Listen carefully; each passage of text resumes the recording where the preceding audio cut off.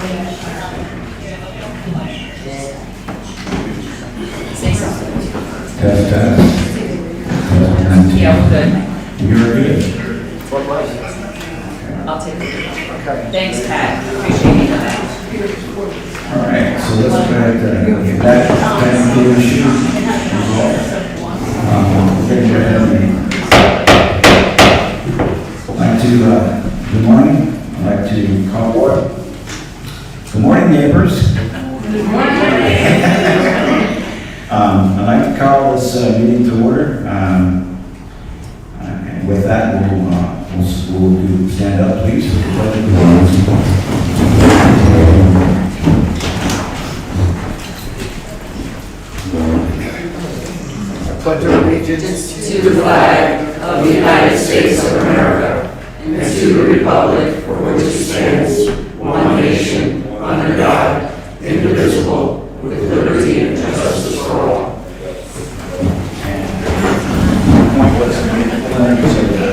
Yes, so people know who's speaking. All right, so just a matter of formality for everybody that's on Zoom. So I don't know the number of people on Zoom. How many we got, Ms. Coleman? 20. We have 20 people on Zoom.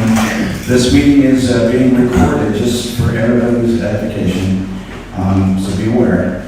Maybe a reminder that the microphone in the middle picks up the audience conversation pretty easily. Very easy. It's very, very good mic. So everybody's going to hear it when we're talking about it. The other part of this was, I want to make sure, so if you have comments when you're recognized, and this goes for board members, when you're recognized, then that's who you say who you are, or you have to be recognized before you take it. That's the rules of Robert's rules. And state your name and where what's your address so that we can have record. And then with that, we do have a quorum. We have 2 directors on the phone right now, so that they're attending electronically. So we have a full attendance of the board. I'd like to start now. Let's go ahead and introduce all of our directors. I see a lot of fresh faces, so let's start to my right. Patricia Sprouse, 119 Cardinal Lane. I am the Assistant Treasurer. David Harris, Wade Berry, and I am the Vice Chair. Sherry Kunis, I am a Secretary.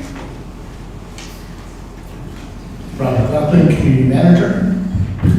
I'm having a real hard time understanding what's being said. It's doing introductions and They're doing introductions right now, Mike. introductions. We had this problem, can I pause for a second? We had this problem last month. Is the phone receiving for them that far away? It needs to be up here to hear our voices?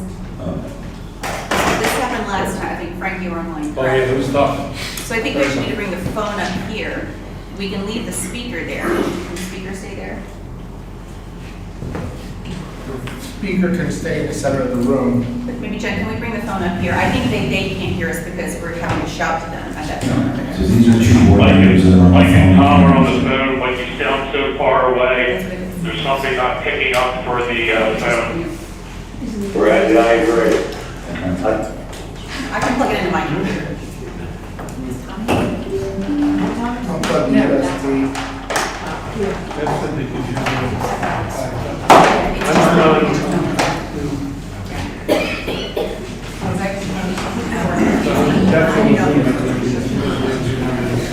They all have this connected. Can you not hear me? Hold on.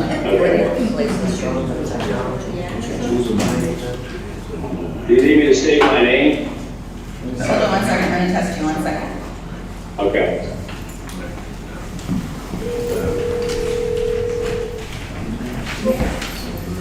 This is Tom. Can you hear us? Yeah, I can hear you clear. Yeah. Right. Yeah, I can hear you, man. All right, perfect. So if you want to go ahead with the Okay. directors on the phone and they want to introduce themselves? So the director's on the phone. Mike, would you introduce yourself? Michael Pizzari, 1418 Lake Lane. And Tom. Tom Trevia, 160 Elk. Okay, so that sounds better, right? All right, and Frank? Frank DeVito, 176 Mountain View. I'm Joanne Andrews, treasurer, 203 Wood Lane. Okay, so everybody's been a benefit. With that, we'll go ahead and start the meeting. I just wanted to say, I've been out of pocket for about 3 weeks. Got back last night, or I should say yesterday morning, did 4,500 miles of driving, went to Montana. And one thing, you don't want to be tired, and you don't want to be reckless when you're snipping a credit card, and then you're tired and you get 5 stitches on, right before you go to a freaking meeting. So, my comments are is that this is the second meeting for this board, and I wanted to commend the budget committee and the finance committee for all their efforts. We've had some of the committees had some meetings already, and we're working on a budget, and we're real close. We're getting close to where we should be. And Joanne will be talking about that, our treasurer will be talking about that soon. With that, that's all. I wanted to see a lot of new faces. Thank you for coming, and we'll move on to the treasurer's report. Hi, good morning, everybody. I don't have a written report for you this month because I'm really, really busy trying to get the 2026 budget out. It's been a challenge. We started a new process this year, a little different than last year, to try to get ahead of the game. So we started in August, and we put together a pre-budget team. It's comprised of myself, Terry Gazzari, Bob Grajak, Tom Travia participates as the committee chair of finance, and Pat Sprouse as the assistant treasurer. And we've been working with the manager and the staff to have meetings behind the scenes since then. And we're really close to delivering a budget, which I'm going to try and get out to you in early November. So with the 2026 budget needs some key decisions made, and that's where we're stuck. We have to develop our income sources before we can deliver a budget that shows you what the expenses are going to be. In years past, it's always just been like, an increase in expenses and then we increase dues. We're not doing that this year. We went into the budget process flat, meaning I asked them to come to me with a budget within last year's dollar amount, not an automatic increase, okay? So we go into the budget process, live within the money that you had last year. Everybody okay with that? Because we don't want to start with an increase. Then we ask for efficiencies, like you would at your house where you want to save money. And the staff did a really good job. Rob, every department, admin, rec, maintenance, security, really did a good job trying to find efficiencies. And they did. And they came in with expenses cut. And then I cut them more because that's what happens. So where are the excesses in our budget? Well, there are some. We have overtime that we don't manage properly. We need an approval process, so we're getting that on lockdown. We need a more stringent approval process for when we're ordering supplies and different materials, and we need to track those. We're implementing an inventory process this year. We really need an inventory in the village. I don't really even know what we have. So what we're going to do is, and our financial policies call for it 4 times a year. We're going to do it once right now, and then 4 times a year is excessive. Maybe come with a biannual process. But by the end of the year, we're going to do an inventory and maintenance, admin. Don't ask me how it's going to work yet. Rec, that'll be a little tricky because we're not going to account for every napkin. Let's be serious. And security. We want to be able to track our big ticket items, and I don't know the dollar amount that we're going to do that to yet, but it is something that's our goal to get done by December. Then we'll have a better tracking mechanism for the coming year, and then we'll put some worksheets together. If you guys look at what's given to you on Town Square as far as financial reports from your bookkeeper, at the back, the very last page shows every dollar that they spent in the village. I've analyzed it 6 ways to Sunday, but have at it. We're going to try to organize that into like a spreadsheet so that we can see what goes on in the departments differently. And then some other issues. We're waiting right now to deliver the budget on 2 significant income sources. Well, one, I thought I made clear at my first treasurer report that rec doesn't need to make income at all. The only income that's on for rec is what we expect to, as far as a return on our investment when we sell food or we have paid events. Lots of recreation is free. This is a recreational community. You guys are entitled to free recreation. You get free music, you get free snacks today. That's not paid for. So it's unrealistic when people say Rex is told they have to make a profit. They don't.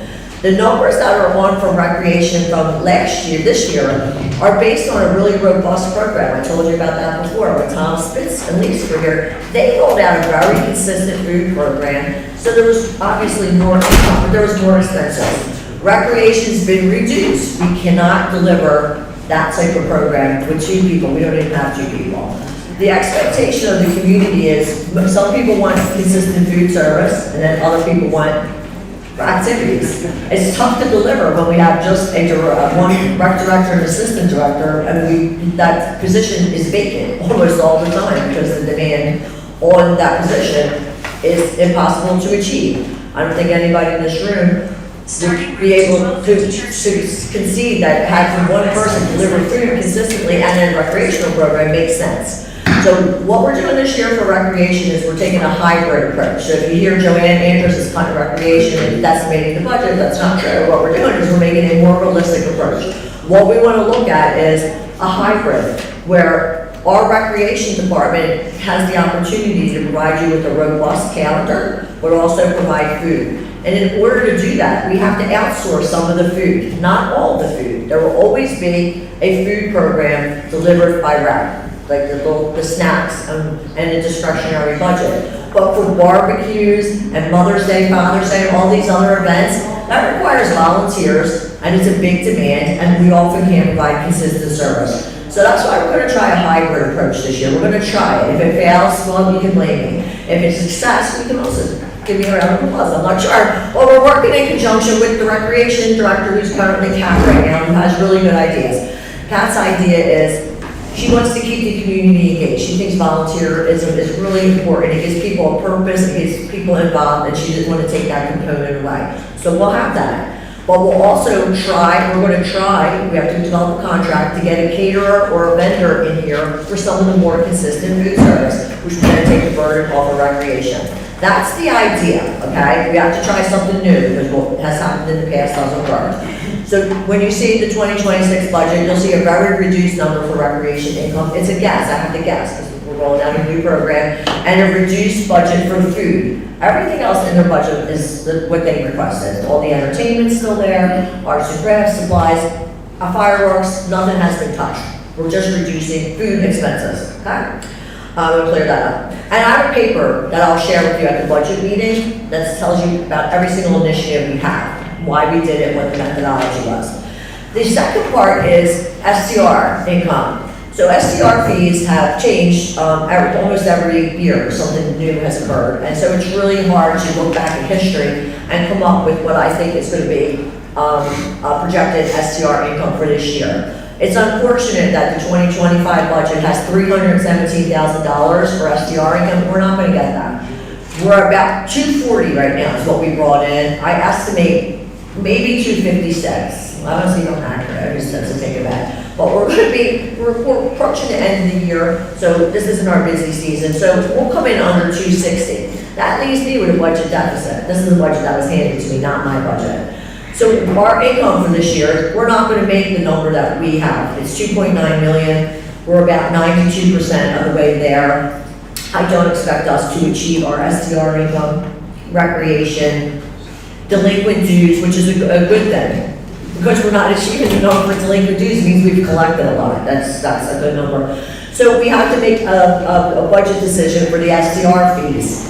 The 2025, the STR committee implemented a new process that it's a transactional fee. Every time there's a rental occurrence, a fee is charged and the office collects it. It's $35 and they pay a $600 fee up front. It was new, and that's why that projection is probably off, okay? The last year's budget people, the treasurer and assistant treasurer, tried to use data, but rental occurrences, are driven by market trends. This year, we're trying to come up with a better process that's less burden on the office. As you can imagine, if we're charging a $35 fee for every rental occurrence, there's a lot of bookkeeping required for that. So it comes to the office, and the administrative staff, I think Shirley does it. She has to record the renter's name, address, where they're renting, and then the bookkeeper has to record this $35 fee, then we have to bill you. It's a lot of work on the office to work that transactionally. I have a pre-budget team, which I already told you, so I don't take up a lot of time, I got a lot to say tonight, so bear with me. It's important, because it's your money, and that's what you want to know. Came up, they did an independent analysis, Bob Grajak and Terry Mazzaro were really leading the team. And there's two processes on two options on the table for the board to vote on. And the board needs to vote, because if they don't vote, then I can't deliver a budget to you, so it needs to be decided, we're getting down to the 11th hour. The proposals are a flat fee, where we just charge one rate for every SDR, or I'm just talking about the tiers. That's a board decision. Okay. And And I'm just telling them the options, and the other is a tiered approach, and that's what they are going to vote What is on. the motions? I'll just give them an overview. So that's the SDR option on the table today, that we're working through. The other one is a dues variation, because if you read your financial policies, we have various, we have base rates for dues, and then there's discounts applied. So our bookkeeper shared with us that we have 73, I think it's 73 different rates when we go out to bill for the residents for dues. That's a burdensome process for her, so that's another issue that's up for review by the board, how we want to approach that. So those are the two income items that we're waiting to vote on for the budget. Once those two are determined, the rest of the budget is really nailed down. There are going to be some other cuts, and there's got to be some more efficiencies. So as a community, this year, the efficiencies probably won't affect you too much, because a lot of them were internal. As we approach the 2027 budget for next year, the community has to make decisions. Reality is, we should be living within what we collect for dues, not our rental income and whatnot, because that's a variable. But we provide a lot of service to you. You have a full security team, you have a full maintenance crew, and you have your recreation department and admin. So in order to gain efficiencies for the coming year, 27, we were going to be doing a staffing analysis and other deep dives that will help us make better decisions for next year. That's where we're at with the budget. As far as this year goes, like I told you with the income, we're going to come in short. Fortunately, we're underrunning or under-delivering, I would say, like works in government would say, underrun, in expenses. So we'll be okay. I project probably our income, we would probably be about 100,000 or so short, but I believe we're going to come in about 200 or so less than expenses we predicted. So we're not going to be faced with a shortage this year. The goal for the budget is a no dues increase. That is the goal. We do not want to constantly pass on dues to the resident. We're trying to achieve that. We're working within the best of our ability to make sure we take a hard look at the budget process and be accountable for our expenses before we pass it on to the residents. So stay tuned. I hope to have your budget out to you by November 1st or 8th. I'm very close. I just need these two decisions to be made, and the rest of the pieces will fall into place. And if you have any questions, feel free to stop me afterwards or ask when it comes to members' comments. So thank you, Diane. For the room, the details, all these details and that are reporting now will be resolved, and there's going to be an official meeting in November that the treasurer will actually conduct a meeting on the budget and the dues and whatnot. So there is another follow-on to this. But there are some decisions that have to be made and by the board, and that's what she's trying to allude to her state.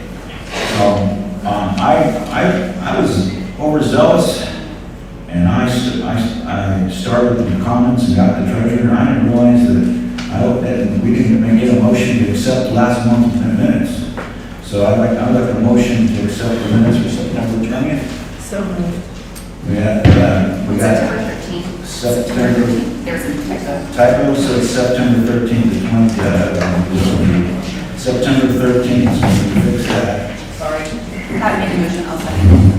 Okay, so, and now we have discussion, any corrections? Okay, all right. Okay, we got first and second already, so it's all in favor? Aye. Aye. Thomas, aye. Mike is aye. All right, gotcha. The board is unanimous on the minutes being accepted.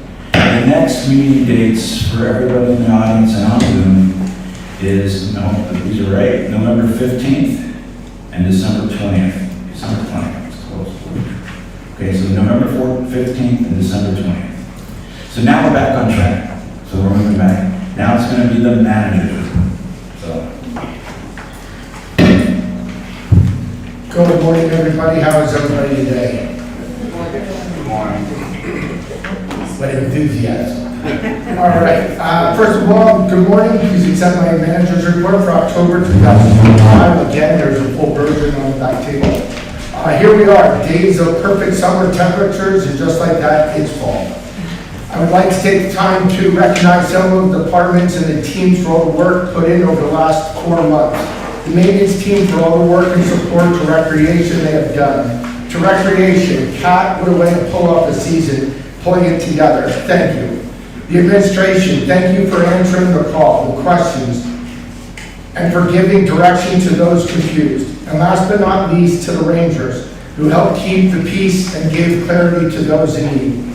Thank you to all the staff for all they do and have done. To the following, here are some of the following highlights. Admin, as Joanne has elaborated, we've had the budget and been working on budget requests through the different committees. Staff Ranger, Kyle's been working with previous resumes, and we have a very strong candidate that we'll introduce to the board. Just waiting on another letter of recommendation. Recreation, as you know, Catherine has been doing a fantastic job. There'll be more to follow with that. She did a great job with the Oktoberfest. I think everybody had a good time at the Kids' Day. Another one is the short-term rentals. Key date, November 15th will be the mandatory orientation meeting for STR owners. Make sure that you put that on your calendar. Check for updated permits, both township and LLV. Let's see, road preparation. We did work on Martha's Lane and Beaver Run. Those preparations led to the ability to do the paving on Martha's. There was a considerable amount of extra work that Mr. Ferrelli will go into in a moment. We also prepped and got the first aid to the tar chip run. Mr. Ferrelli will talk more about that. You'll notice some of the crack sealing that's been done on the roads to help prolong their life. Soil conditioner, we've run on the back dirt roads, and I'm happy to report for the second time, the maintenance team has completed and added extra material. Should make the roads much more passable. Beach houses are going to be winterized in the next week or two. We're scheduling with our contractor to get those done. With recreation, we had the event preparation going for Oktoberfest, as I said, Kids Weekend and end of season activities. Kat was planning with the rec committee. October events, we have the trunk decorating contest, the house decorating contest, and the Halloween costume contest coming up, I believe October 25th. Cat's sick, so I'm just going to throw that out there. Events 2026 is the 250th anniversary of the United States. So we'll be looking for some expanded events and entertainment going into that. Let's see. Veterans Day will be a brunch. We'll have the flag raising ceremony. Details will be coming out soon. And then it'll be followed by the brunch here at the chalet. For Rangers, we're doing an evaluation of the Ranger vehicles. More to follow on that. And additional items, we have hopefully an introduction of a new structure that will help with winter supplies storage. Respectfully submitted, me. okay, thank you, Rob. All right, now's a senior living board member. So we had, I want to make sure everyone's aware, Karen Matthews has resigned, and we accepted the resignation, and we have and it was for family and personal reasons, and we have to go through according to our bylaw. We have to then replace that person on the board at the next regular meeting, which is today. So today, and what we do is you go to the election results that we just had, and the runner-up, there were three. The first runner-up was Mike Wilczek, and then the second was Bill Dorner, and then Elias Said. So it was third. So with that, this is a formality. I need to offer the position to Mike Wilczek. Would you please? You accept? You accept without conditions, right? You accept? I accept. Okay, very well. So please come up, stand up, and come join the vote.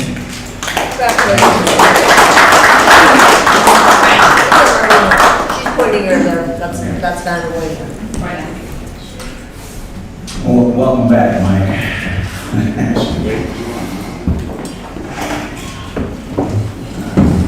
Let me settle in. So, moving, I think that's it for that formality. We got a full complement of 9 members of the board now.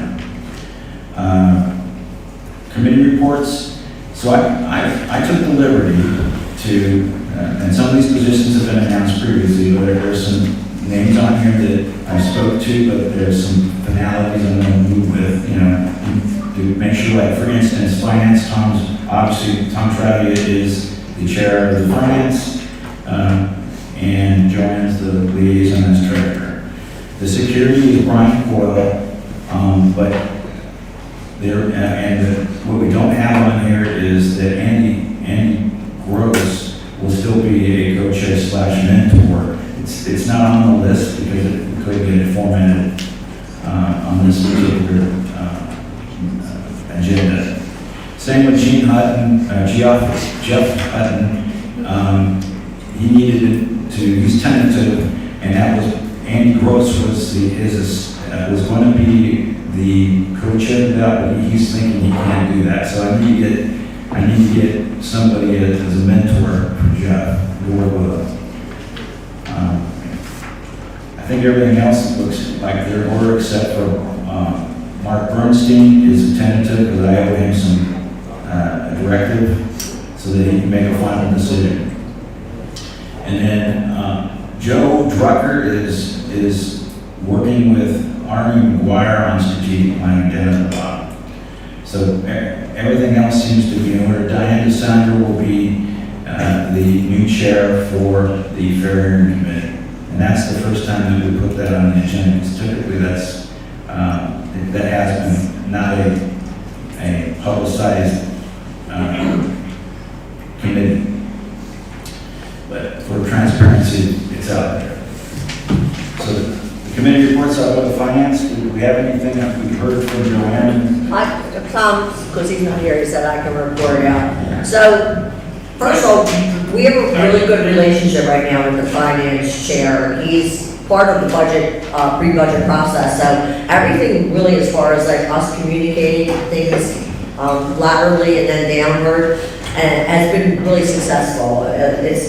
It's really been great to have like a strong partnership that way, so that we can really make a lot of progress and get things done because we have a short time to deliver the budget. So the draft budget has been delivered to the finance committee, and there's been 2 meetings so far to discuss the edits. I think we're on like version 3 or 4 right now. And last week, some of the proposals, like I talked to you about the STR options, the RAC proposal and the level setting the dues was teed up in front of the finance committee, and we had some new members. Kathy, you attended, and Elias both attended by phone. And I thought that meeting went pretty good. And then people were able to view the details of the budget. We can't go over every line item, but it was shared with you. They have a hard copy. As that, like the iterations go through, we're probably on version 5 or 6 by the time we get it to you. No, it has been shared through the committee process. But when we do share the budget, Tom and I are trying to come up with a communication strategy on how to deliver it and to get feedback from you. Because it's hard when we deliver it at a meeting, you have a certain amount of days to review it. If you wanted to give feedback, like what kind of process do we want to use? So we're working on that in conjunction with each other. So I think that's pretty much where we're at. Okay, thank you. Thanks, Joanne, for giving the summary. I didn't know how I would come across on the phone, so I appreciate appreciate the teamwork that we have. No problem, Tom, thank you. Very good. So security, is there a security report in the back of the room on the table? Okay. So there is that's all, that's a manual we need to look at, and there's a report today. Samuel Lakes and Wildlife, there's been no activity, and that's Jeff, and we'll have it for next month, for that. We'll have everything wrapped up next month for these positions. CMT is open, there's no development there. Building and grounds, Frank? It's me, yes, guys. So building grounds, Wade asked me and Mike to get involved with Joey and Tom Andrus and Brian. So when we had our first meeting, we had 3 projects here, 4 projects that they were going over. One was the Pines fence, East Lake fence, salt shed, the bus stops, and also the ski shed, little pavilions that they have on this, at the top and bottom of the hill, and that fence. And then I also have a couple items that I'm going to be putting forward to that. So, project 1, last Friday night, we voted on a project for Pines Lake, the vote passed 4-1. So, I had all intentions to do that project today after this meeting, but went out, we needed Alex's services with his machine and everything like that, informed me that he was not going to be able to do it on the weekend because of his business. He said he could get it done Monday. So with the help of a couple people like Steve Taylor, Jeff Hutton, Alex, myself, we got rocks from the neighborhood. My first thought was to grab the list of buildings that Village owns, but the list is so old that the addresses and the streets don't match what they are now. So I couldn't find any. Unfortunately, I'm only here 12 years. So then I went to my neighbor. I have a lot, and then Joey's lot. We got all 40 rocks, boulders from those 3 things. My neighbor, Frank Sublick, got about 30 from him, and then me and Joey got the other 10 or 12. So we got them out. We started Monday morning, and by 3:30 Monday, the Pines thing, we went and took that fence down, and we replaced the boulders in there. I thought it came out really well. So that was project 1. That project's been on the books for about a year and a half, so that was good. So then, what you're probably going to hear in a little bit was that we teed up the East Fence project, the salt shed project that we're going to try and, whatever we're going to try and do today. The bus stops, I took a look at them, and they're pretty simple. They're very little woodwork, and then it basically needs a power wash and a paint job. So I think that's going to be a volunteer project. The ski hill, I looked at it, that needs a little bit more work than the bus stop, so we're going to recommend that the maintenance to that. We did talk to Tommy, he said he could do that.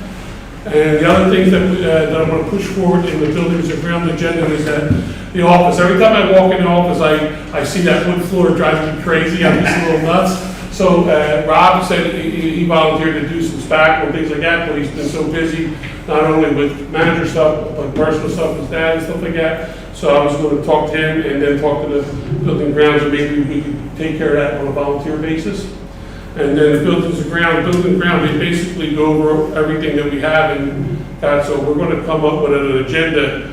So going forward, what we want to try and get done, and maybe a plan that we can present to the board and move forward with that. So that's, oh, and the last thing that I had the last Friday night's meeting was a 4-hour meeting. I passed out a sheet that we got to talk about still, but it's called the volunteer, it's LLV volunteer form. And basically, I'll read it out real quick, which I'm not putting it out today, we have to talk about it. But it basically has your name, your address, your email, and cell phone. It states occupation, special skills and interests, additional comments, that it has like days and times that you can check off.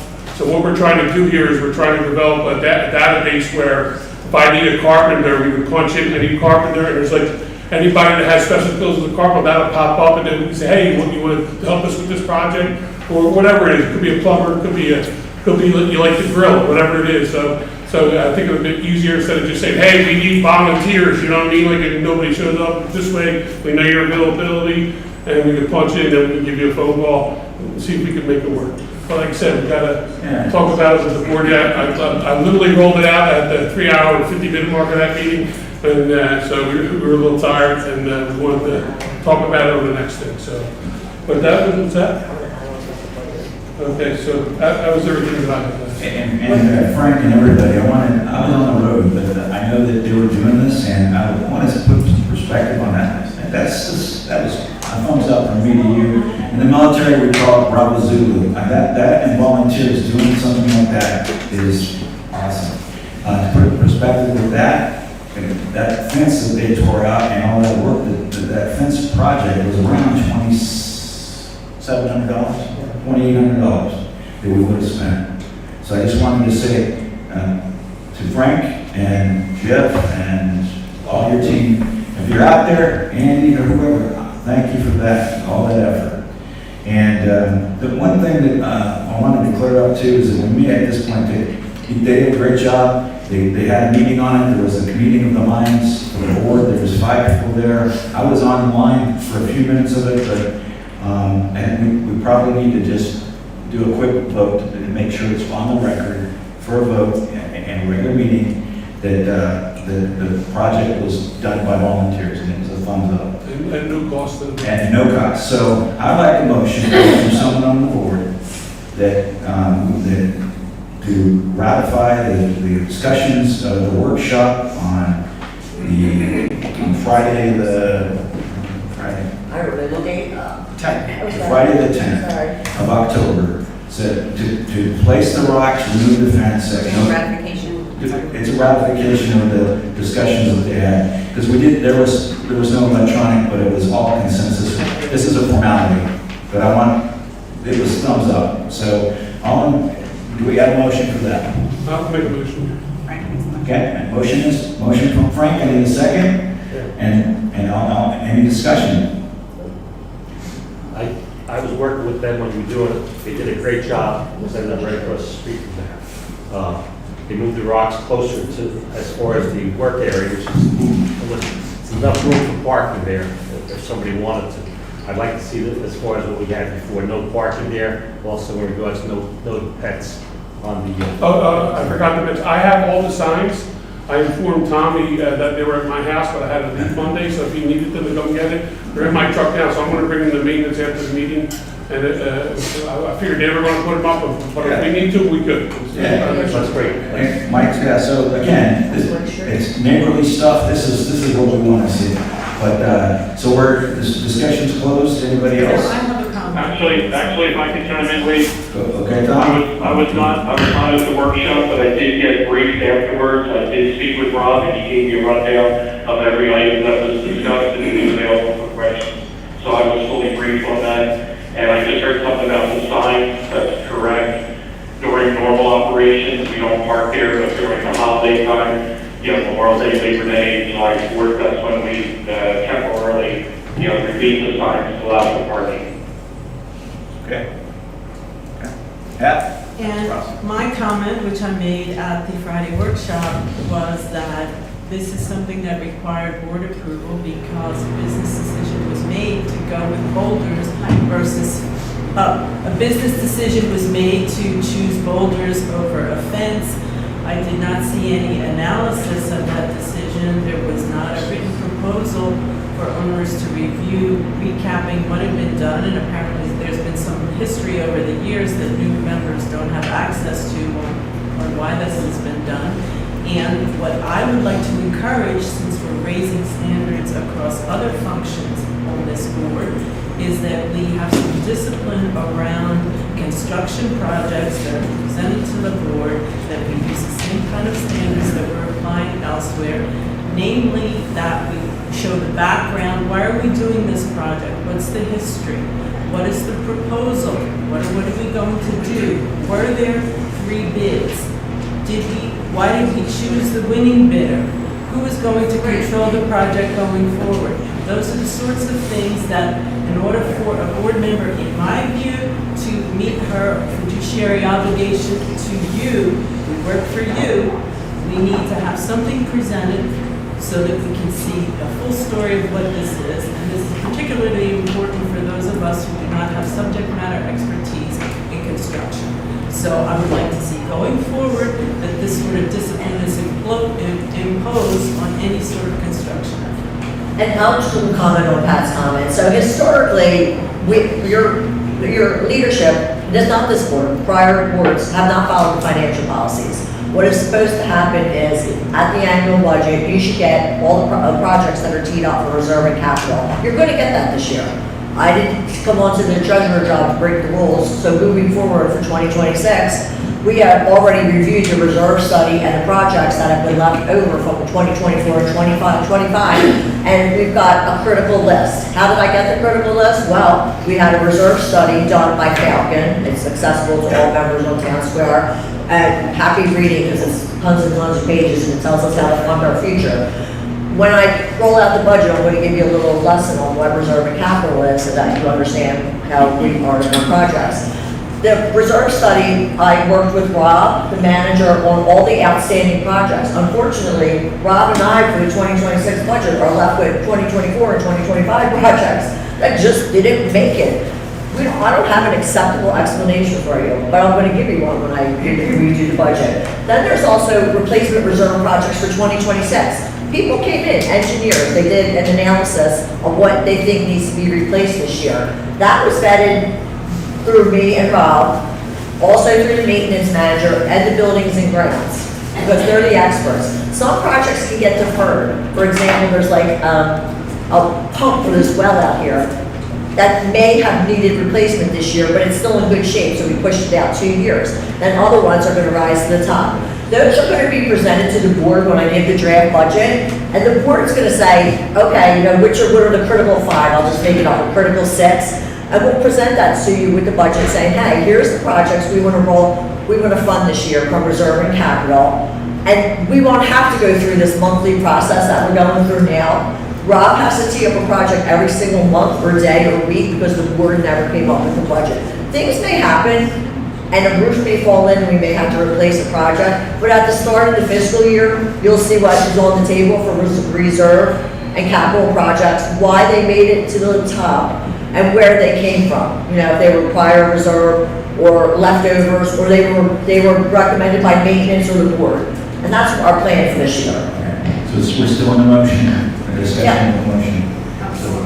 Just one more discussion. I wasn't there for the workshop meeting, I think the team did a great job of pulling it together. I did get one comment from a member that we need to make sure we look at wheelchair, stroller access. And it is the gate that allows for cars to go through, but it's actually locked.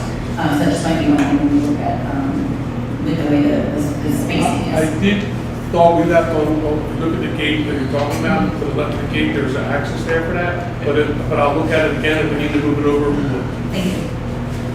Okay. Can I just reread the motion? Okay. To make sure, since it wasn't on the The agenda. motion, and And just please someone correct me if I need to add or take away. So I wrote a motion to ratify the vote taken on 10/10/2025 at the Board of Director workshop approving volunteers to complete the Pines Lake fence replacement at no cost to the village with appropriate signage.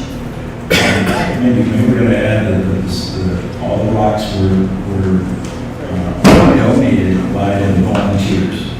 Shows where the materials came from. All right, so with that, all in favor? Aye. Okay, all in favor? No. No nays? One nay. Tom, One nay. aye. What was that? Thomas and I. Tom is aye. Mike? Mike Ravidi?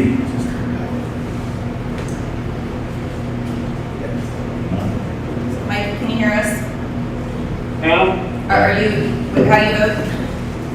I vote aye. Can you hear me? Yeah, We got you. Okay, that's done. So thanks, Frank, for the report. Also wanted to know, while we're on the building and grounds, the manager, and we identified some bike racks. And thank you for Stacy Helmendall for the suggestion for the libraries. They've been procured so that we have little mini libraries to put out. 3 of them. We used to have one out front of here, and now we're going to put a couple more out for an exchange. And the bike racks are in line with the bus stops and whatnot. So that we put that together. So thank you for everybody involved with that. Thanks, Rob. All right. Roads, Mr. Ferrelli. Oh, sorry. Your name, please? Manny Torrani, 119 Cardinal Lane. I have a couple of very quick questions on building and grounds, and I really would like the board make a clarification if it's possible, and help it down. What is board decision and what falls into what is the board decision? I generally don't need this. Thank you. What is the board decision? What decision is made by board concerning the building and grounds, and what decision is strictly made by maintenance department?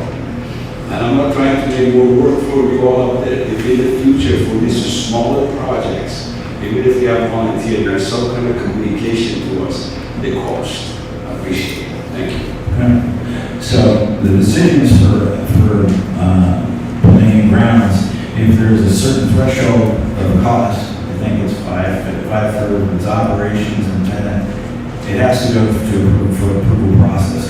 So communications, there's a committee that I was going to talk to Pat about, but I think we need to improve our communications to our members and more what's really going on and need to know. There's a lot of things that change, and I think we should do like a lesson learned every month so that we know something with the trees. You know that if you cut a tree down and it's $500. Well, you know the permits are free.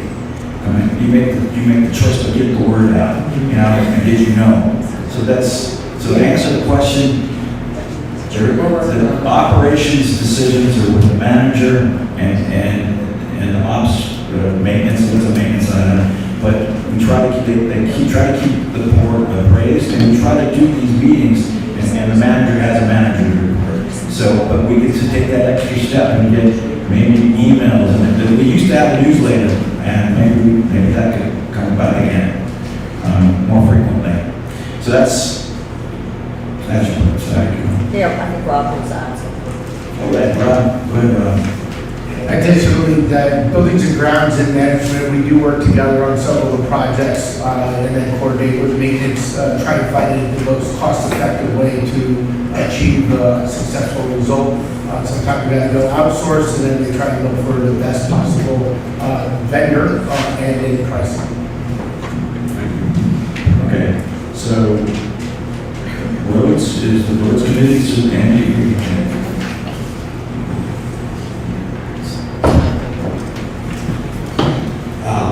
Andy Ferrelli, 318 Orchard Drive. Correction, I'm co-chair of Steve Pace. Yes, Steve accepted, they're both co-chairs. What has happened, most of you know, Martha's reconstruction has been done, and so has Farmers for the asphalt paving. There was extra costs involved because the spec I wrote up, they had to go down 18 inches. But when we did that, we ran into stumps, logs, boulders, that all had to be removed. They had to go down approximately another 18 inches, 2 feet deeper, and then bring in material, fill it up, and then do the asphalt paving. They still have to do the shoulders and the tarring of the joints. The Pines Lane driveway is complete, and Pocono Springs batch started to install the stone base for Martha's and Beaver. They're holding off on the hillside until the drainage issues get resolved. I hope it lasts, but they sprayed the sealer on the base. If we have a bad winter, that's not going to last. So you may be doing repairs to the stone base. I'm just bringing it up because. Right. What was the temperature? What was the temperature on that? Was it high? How was it? 68. Oh, so we gotta be over. It's not just that, it's the freeze of thaw, and it's water. If the water gets into the base and it freezes, and it falls tomorrow morning, tomorrow afternoon, it starts getting spongy. Those roads would have been done if we would have approved them earlier in the year instead of in July, when the mains already built up. What is on the agenda for next year, tar and chip recoding, is Partridge, Turkey Court, Ranger, Ridge, Upper Mountain View, Tommy's, Wagner, and South. Why it's so many is because we need to catch up, because the first 4 or 5 roads were supposed to be recoded a year ago, and it got put off. And I hope we can get through without doing too many repairs in the spring, once we get the bids. Because I can tell you now, Martha's, well, Partridge, I had Rocco out there to look. I call them scars. The base stone's exposed. If we have a bad winter, lot plowing, or what's worse is freeze and fall, that base gets loose. Before they can do a recoating, they're gonna have to rip out the base, reinstall it, with all additional costs. But the recoating of the tar and chip will cost nowhere near as the reconstruction what the village has been doing in the last 4 or 5 years. Question. Right. You see, I'm highly not in favor of I'm not in favor of tar and chip, because I've been here 12 years, I've seen Lake Lane resurfaced 3 or 4 times in those 12 years. So why don't we fix it the right way, put a right base down there and asphalt the thing? Because it might be the first time to do it, might not cost as much, when you gotta do it 3 or 4 times, if you add them all up, it just doesn't make sense to me. I'm just not in favor of tar and chip going forward, but I guess we'll talk about that in the board and stuff. This is normal there, right? Tar and chip is a lot less maintenance. The biggest expense is your dirt roads. Not to get rid of them before I get rid of them. Okay. But in regards to the tar, I'll give you an example. I've been 3 years saying, you gotta do something on the shoulders on Lake Lane. You're gonna lose Lake Lane. 3 years. Well, I finally got maintenance out there to seal up all the cracks before winter to stop the water from going down. They came back this past month and said, Lake Lane's in worse shape than we thought. Well, I've been telling you that. All right. You can't afford to reconstruct Lake Lane. Just to do the shoulder repairs that I spec'd out, it came in at $250,000 just for the shoulder repair. Just think of the cost of the whole road. Because you're gonna have to rip it all out, redo it like I did on Martha's. I mean, you're talking a lot of money. So Andy, hi, I want to talk to you anyway. I get ready to do the projects for next year, and there's like a chunk of money allocated to you from reserve anyway. And I wanted to get what your anticipated projects were for 2026 as early as possible. Because if they come in later in the spring, and then, you know, we have to like fund them then, it doesn't always make sense. So can you and I talk, when you can tell me, it's that things could change, but it seems like you have an idea of what you want to get done next year. So I'd like to get Well, I that. hold this. Okay, can we talk afterwards, please? 'Cause I'm here. I won't be here afterwards, if you can call me. Okay, I'm gonna have other commitments. all right, send me your digits, not. I'm only here, I'm only here a couple weekends a month. All right, thanks. I have a question, and it's from the uninitiated. I've heard this argument that tar and chip is not the way to go a couple of times, and yet I hear a proposal for tar and chip. This is not my sport. How can we get to the bottom of this on which way to go? We need to have some kind of advice at the board level so that we can make prudent decisions on behalf of everyone. And that kind of analysis has been absent. There's also some kind of discussion out there in the ether about the dirt roads should never be paved because some people hate to have a paved road because it creates flooding or something. There's like a lot of high-level questions that board members like me will have no way to get the bottom of. And how can we reach a decision that works for everyone unless someone debunks some of, are these myths? Is this real? Can we get some experts to speak to us? And I'm going to be confused for the rest of my term on the board unless someone gets to the bottom of some of these questions. That's, maintenance is what costs the money, maintain your roads. If you don't spend the money maintaining them, they're going to fall apart.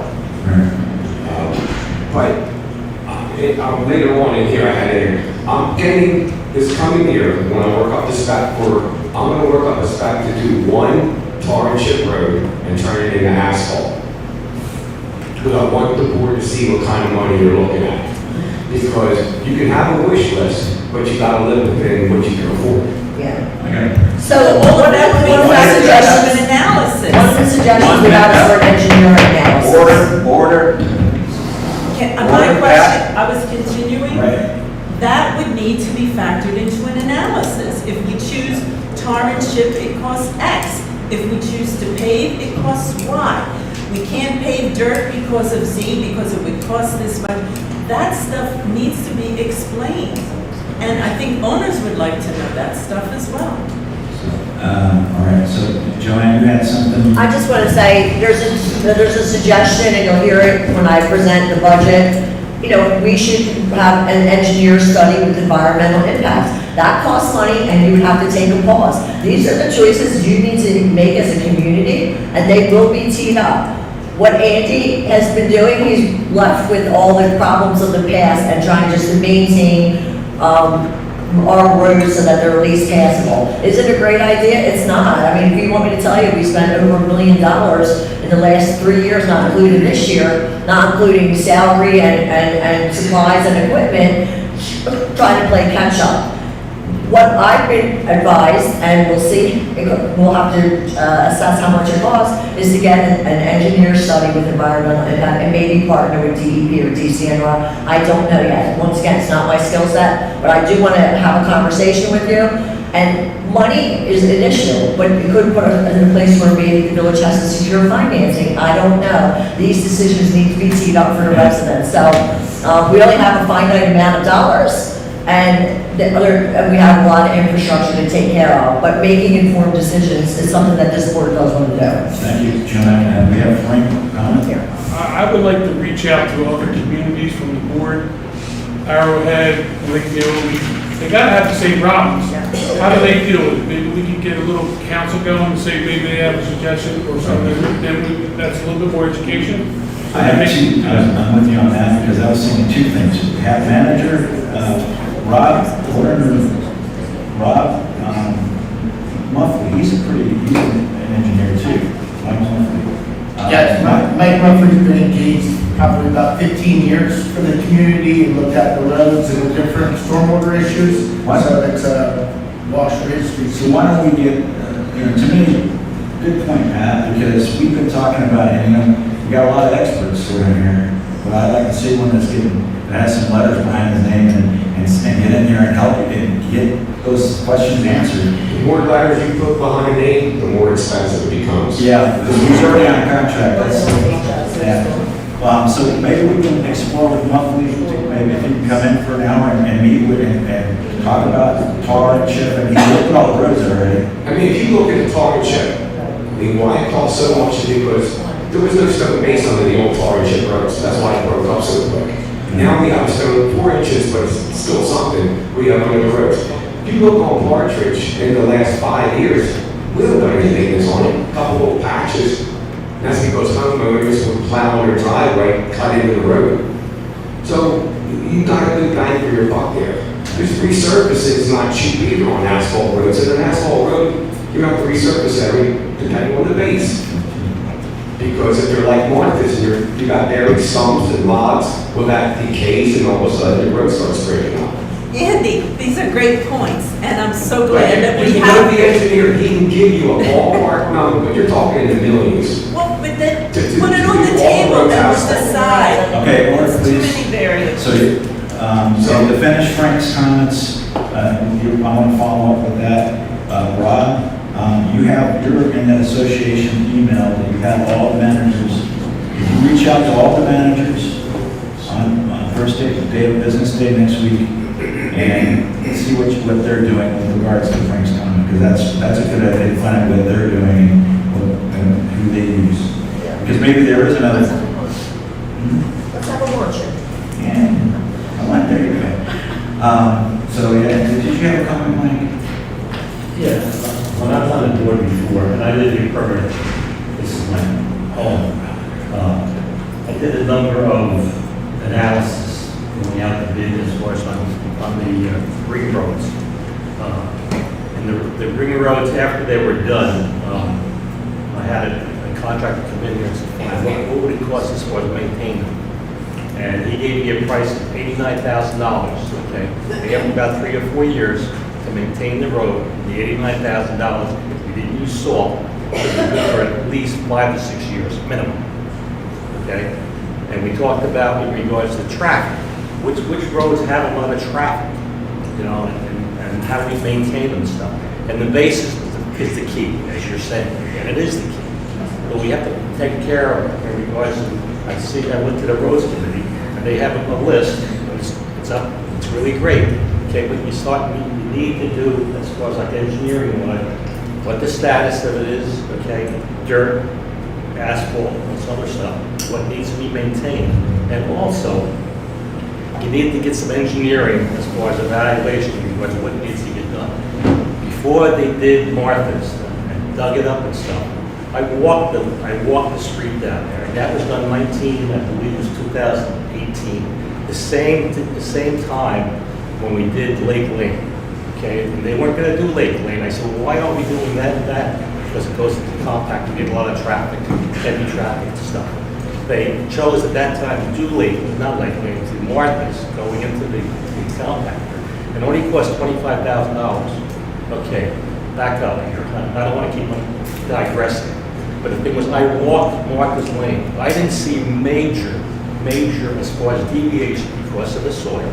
Okay, they dug it up. We have another 6-8 inches now of asphalt on there. And I see work being done. And I'm not a civil engineer. But the thing is, I see this, the swales were made to get rid of the water. And I'm looking at all this stuff, and some of the swales are leaning the wrong way. They're 6 foot wide, about 4 foot deep. You know, we don't have that much water or in the area to get rid of this stuff. It is wetland over here. So all I think, as Pat is saying, we need to get somebody who knows what they're doing in regards to engineering. Not that the road committee does it, but the thing is, we need some guidance that's fine. What do we need to do? And let's put a work plan together in regards to what roads we need to do. Say one other point. In the last 4 or 5 years, we've had people on maintenance taking care of roads. They were not taking care of roads. What they were doing was, when we had the grader, rather than having a crown on the road, they did it flat. And then we had some problem as far as the residents here. So the thing is, if we're gonna do something, let's do it, take our time, do it right, okay, and do it once. That's all. Thank you, Mike. And is there an art, do you know those roads you said for spring that we want to target? I want to make sure that we got that as a priority, to get those RFPs out now. No, you can't. I mean, get the RFPs out. You can't, because the asphalt plants don't come out with the prices for 2026 until February. So if the contractors give you a ballpark, but why waste the time? Okay. We have a plan on doing RFPs, getting them out at the beginning of March, getting them back by the end of March, because you can't do anything until mid to end of April, earliest, because of the temperature. And 50 degrees. So, but whatever the board does, I agree with you. They already have an engineering study from what I was told from years and years ago. But you want to go down an engineering study, but I'm pleading with this board, do not put off our plans for resurfacing and tar chipping for next year, because you think it's going to cost money now. You put it off another year, you're going to lose a lot of the tar and chip roads. We need the plans, I don't I have think them. we can discuss I have the plans. as far as keys. Why haven't your plans? They're putting forth a plan. We don't have them. Where's the plan? Who's doing the plan? Yeah, No, no, I no, need to meet with you to get the plans, I don't have it, so I can't fund what I don't have, that's the bottom line. I can't fund the project I They've don't been in have. the meeting minutes for the last couple of months. All right, well, I can't attend every meeting, but you No, know, okay, send it to they're me. posted on Okay. Town Square. All right, well, I'll meet you afterwards. But anyway, that was a tar and chip. In the roads, half these roads, like this Walchuk said, they were flat. There was no drainage. That's why we did the 4 inches of stone, that have somewhat of a crown to get the water off the road. The biggest enemy is leaves and water on roads.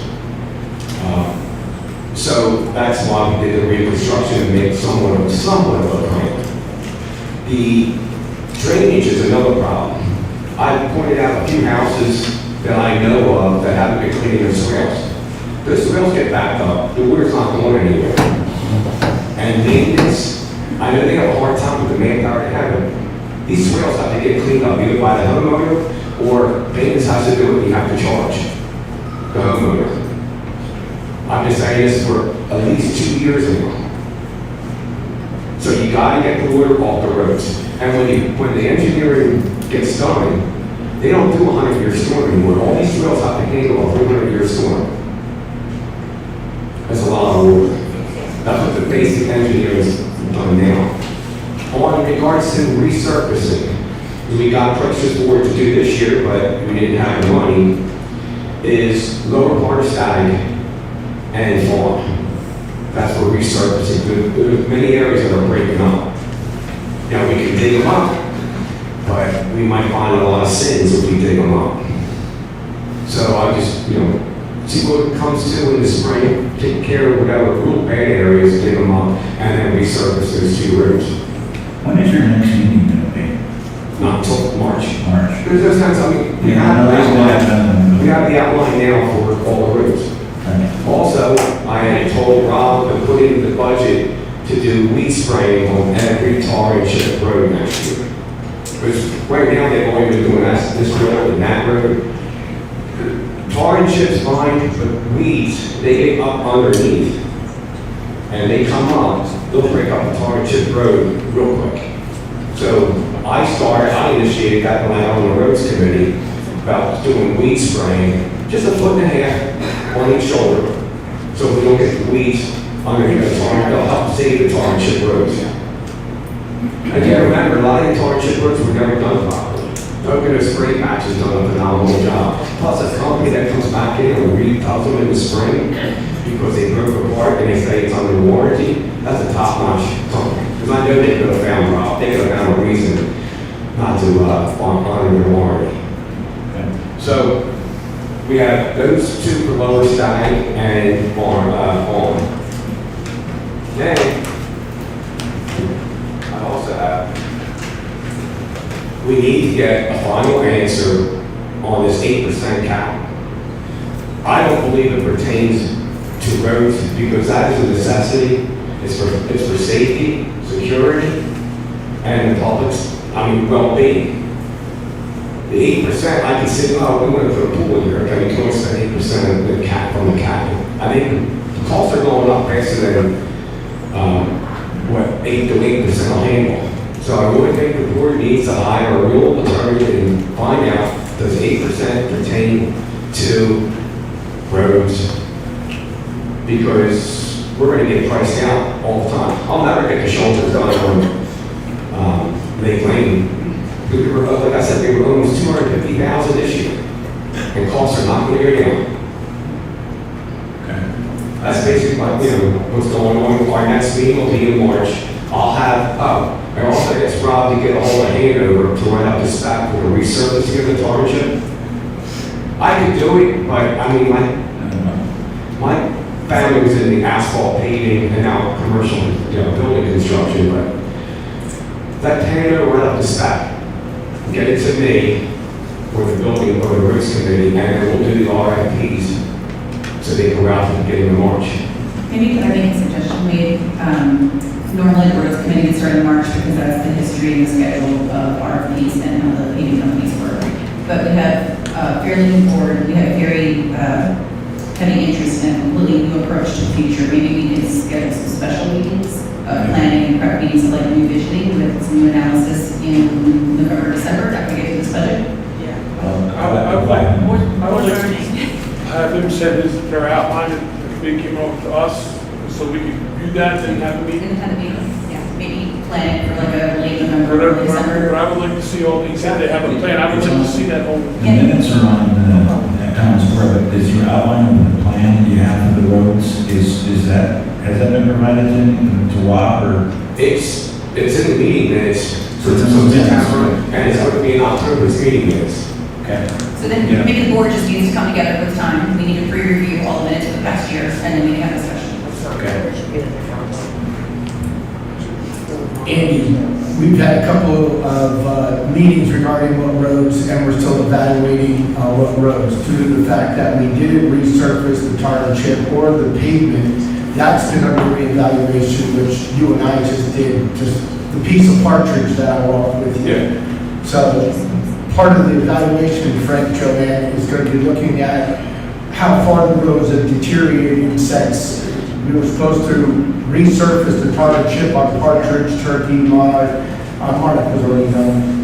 Those roads that we listed, and that didn't get done, and that's where Andy's concern is, that the sub-base is now showing through. I was out marking from Mr. Wilczek's house and got over 300 linear yards, and was like, this isn't patchwork, this needs to be totally redone. So we spoke with John from Pocono Spray Patch, he's on board. The other big hurdle is Hillside was supposed to be done this go around. We hit the pause button because we're looking at the drainage. That the engineering is coming through. I met with Mr. Muffin this past week to confirm a lot of the details, but to move that project forward, the board needs to approve whether they're going to go ahead with that drainage work to be done whenever he proposes, which I'm hoping to see in the next 2 weeks. The other thing is, does anybody know if there was ever a stormwater evaluation done by an engineer or a land use, Mr. Wilczek? Your stormwater and water, you've already suggested, is the biggest deterrent to roads. And we're not controlling our stormwater, which goes back to what you said about the swales depth, width, for volume of water, and as it's already been pointed out, 100-year storms are no longer the normal 300-year storms are what the engineers are calculating. So as we pointed out, engineers with lots of letters behind their names for very expensive studies, but it might be well worth the study and the act to get that information. So as Ms. Sprouse explained, the board has a better idea. And I think the work that you're already doing, Andy, I applaud you with all these different directions coming at you. Really, really good work you've come out with. Thank you. I mean, the engineer will be able to give you how much it would cost if you did every asphalt. I wouldn't waste the contractor's time asking them to do that, because you're not really going to do it. We're not going to do it. I mean, that could go to the whole village. I mean, there's a lot of money. So, but I mean, the engineer can give you that, so you, all right, that's what we need for asphalt. This is what we need for tar and chip. And then, you know, but in regards to all this, we cannot put off next year any of these tar and chip roads and these resurfacing. I would love to do the shoulder of Lake Lane, but the big thing's going to come in is your cap. You need to have a final answer. Do we have to follow the 8%? To me, that's a bogus number, because The 8% is just for capital, so it doesn't affect the impact reserve. It's a self-imposed regulation that we put in our bylaws, and we're looking for a complete bylaw revision. But most of the roads can be funded out of reserve. What has happened in the past is they've tried to split the funding. If we're doing a one-to-one replacement, we can fund it out of that account. Another way, if we're switching, if you're taking a road and converting it to something that we didn't have before, then it's technically capital. But I don't know why it should be. if you take a tar and chip road and you convert it to asphalt, that shouldn't come into no 8%. But the 8% is self-imposed. I'm just explaining to you the two different funds, and it's something that can be looked at, and we are asking for an attorney to review the bylaws, this year. All we have to look at what we have. Then they can get the shoulders of Lake Lane done. The costs aren't going to come down. They go up every year. So just for everybody's edification, the attorneys already looked at this before, but we didn't write the bylaws, like they were done in the 70s, and they're binding. But we can definitely look at it and about changing, maybe raising the percentile.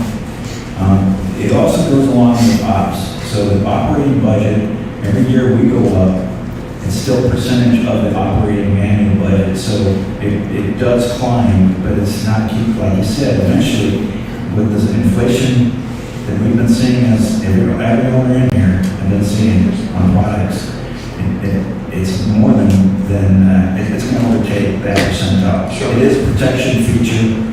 And we're aware of it. It's already been, we've done it before. I've gotten attorney input, and sorry to say, I'm in disagreement with what you're saying, but we'll get it redone again, because it's going to be a problem for us. So, And the 8% just means it goes out for member vote. They historically haven't wanted to go out for member vote. Would you guys be cool voting on something that was over 8%? I think the residents would. That's the only thing that the 8% does. It says the membership needs to vote. So maybe we throw it out to the membership and we can bypass that. And that's what I've been saying, we can look, if we have the RFP, we have 5 months, if we know we can build up the RFP now, I don't need the pricing, I don't need, but we can build an RFP to get estimates in there, and not to exceed type of thing. We can get it out during these quiet months, and you, the members, can vote, and we can either do the project or not. The bylaws are there as a protection. It's still, it's a little more weak and won't work, and if we don't do the work, then we're not gonna get it. But we've changed the bylaws with electronic, we've changed the bylaws for other language in there. So this can be done, but we should do it now. That's what I'm trying to say. We should act now. And I don't need to change a bylaw if we get a member. Yeah, but I need the information, because Yeah, we need the information. before we can make an RPN, what I'm saying, that's why I want the analysis that they came up with, so I can look at it. So we're on the same page. So, okay, well, thank you, Andy, for Amy, will you just forward me via email the roads that you were requesting, that you were saying are part of next year, so I can have you send it? Okay. I do, You have I'm gonna have a deadline to get out of here, so maybe we need to talk about it, so I just wanna make sure we're moving along. Let's move along. All right, so the next topic to talk about is recreation. Terry Cole.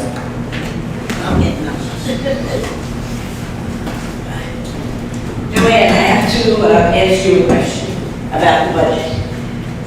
You have taken money out of the food budget because there is another plan that's being thought about. Have you gotten any information, any money amount of what this other plan would cost? Because right now... First of all, Carrie, yes, I already shared that at the finance group, but let me go back. What was in the budget was based on a program Tom Spitz could roll out. So over $60-something thousand was allocated for 65 grand for food. We're not able to roll out that program.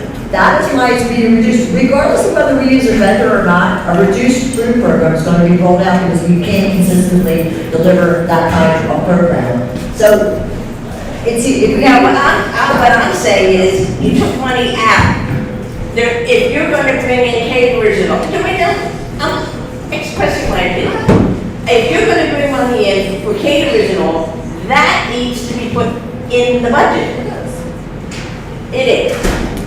Okay, because we have not seen the budget. I think it's, we here last week at 5. But I didn't see any line items for catering. It's in there. I'll show you. All right. Afterwards.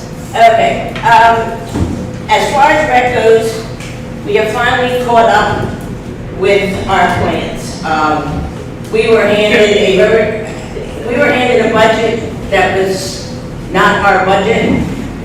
We had 2 rec directors, 1 overspent, so we were left with a budget that was not ours, but we made it through. We got through the Oktoberfest. That was our biggie. So right now, we are planning ahead.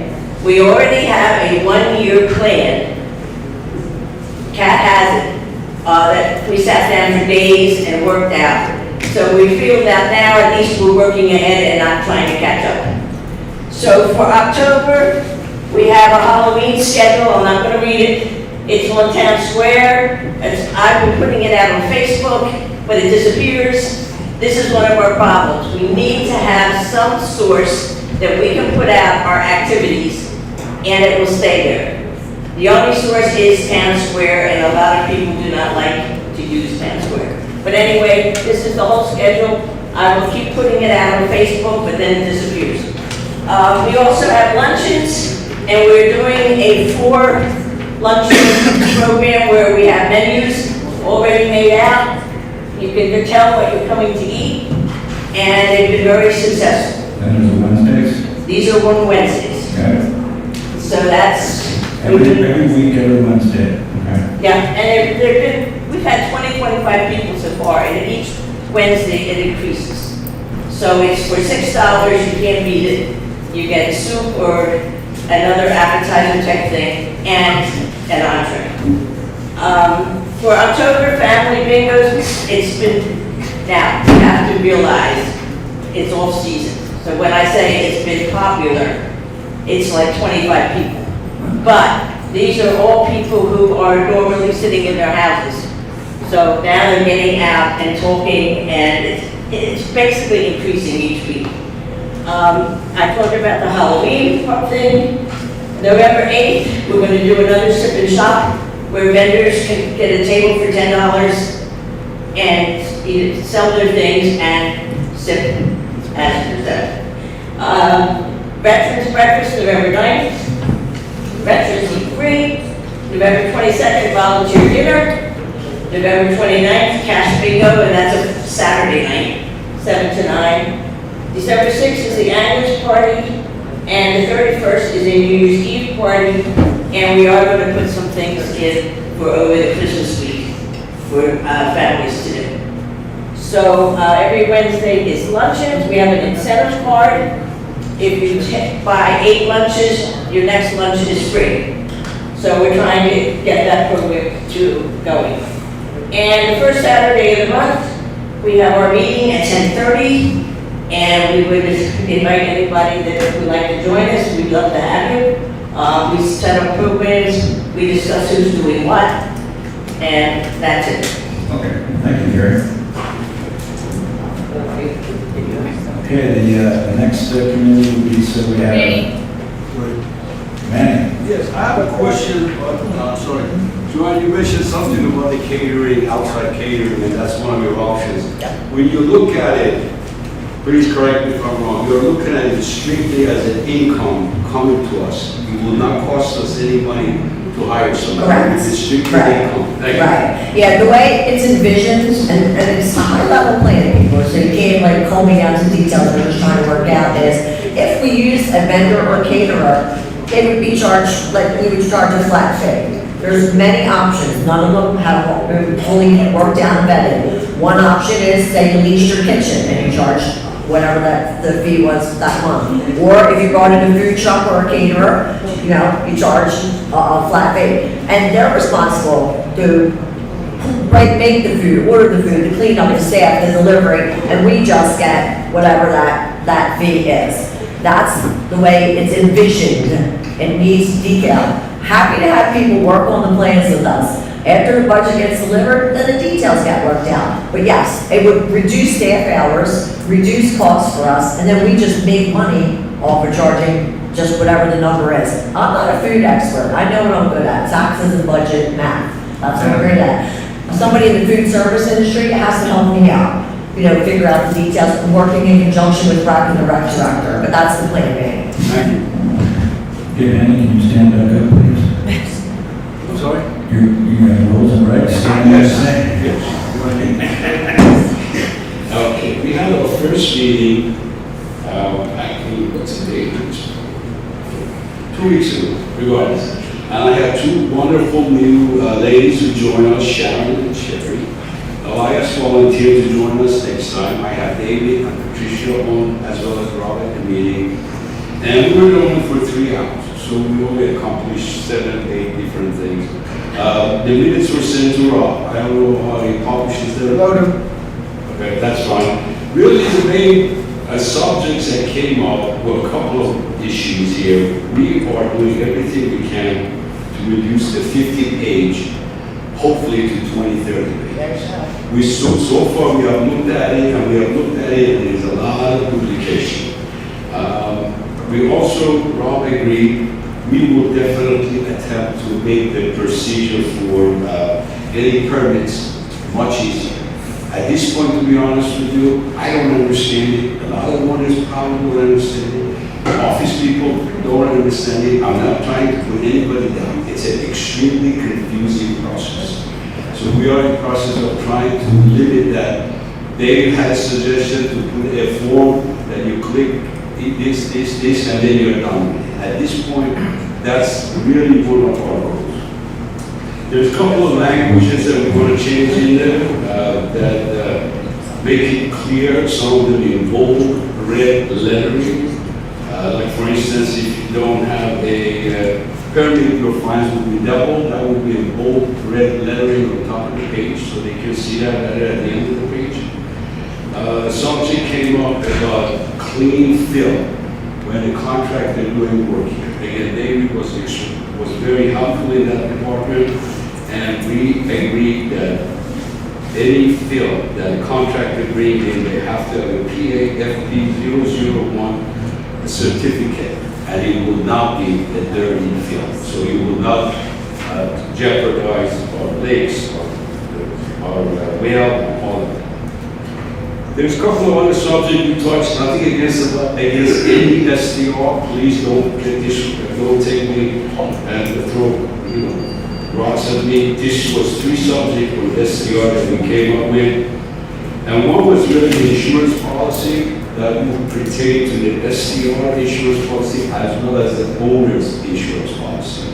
We are looking into it, talking to insurance experts, and there has to be some changes in the language in the insurance policy to protect workers. If anybody likes to ask a question, I'm glad to answer it. Also, the subject came up, and Rob was very helpful, about STR rentals. Ask the office to help them in emergency inside the house. That will be stopped. Hopefully, we can enforce it that every SDR owner must provide a management team, a management property manager, a property manager, and perfect contact, a contact that could be verified. Not just the phone number in California and the renter is in local state. It has to be somebody within reason, time, and distance to come and fix the problem. If one of our employees go in there to resolve a problem and it's not emergency, we will attach a fee per hour to that. I think that's always been the practice in every HO. There is no reason for security to go in there and shut the water off or turn the water off. If it's emergency, yes. But if it's like, how do I turn the TV on, how do I do this and how do I do that, and somebody from the office goes in there, they have to pay a fine. They have to pay a fee for that. The first contact will be the property manager.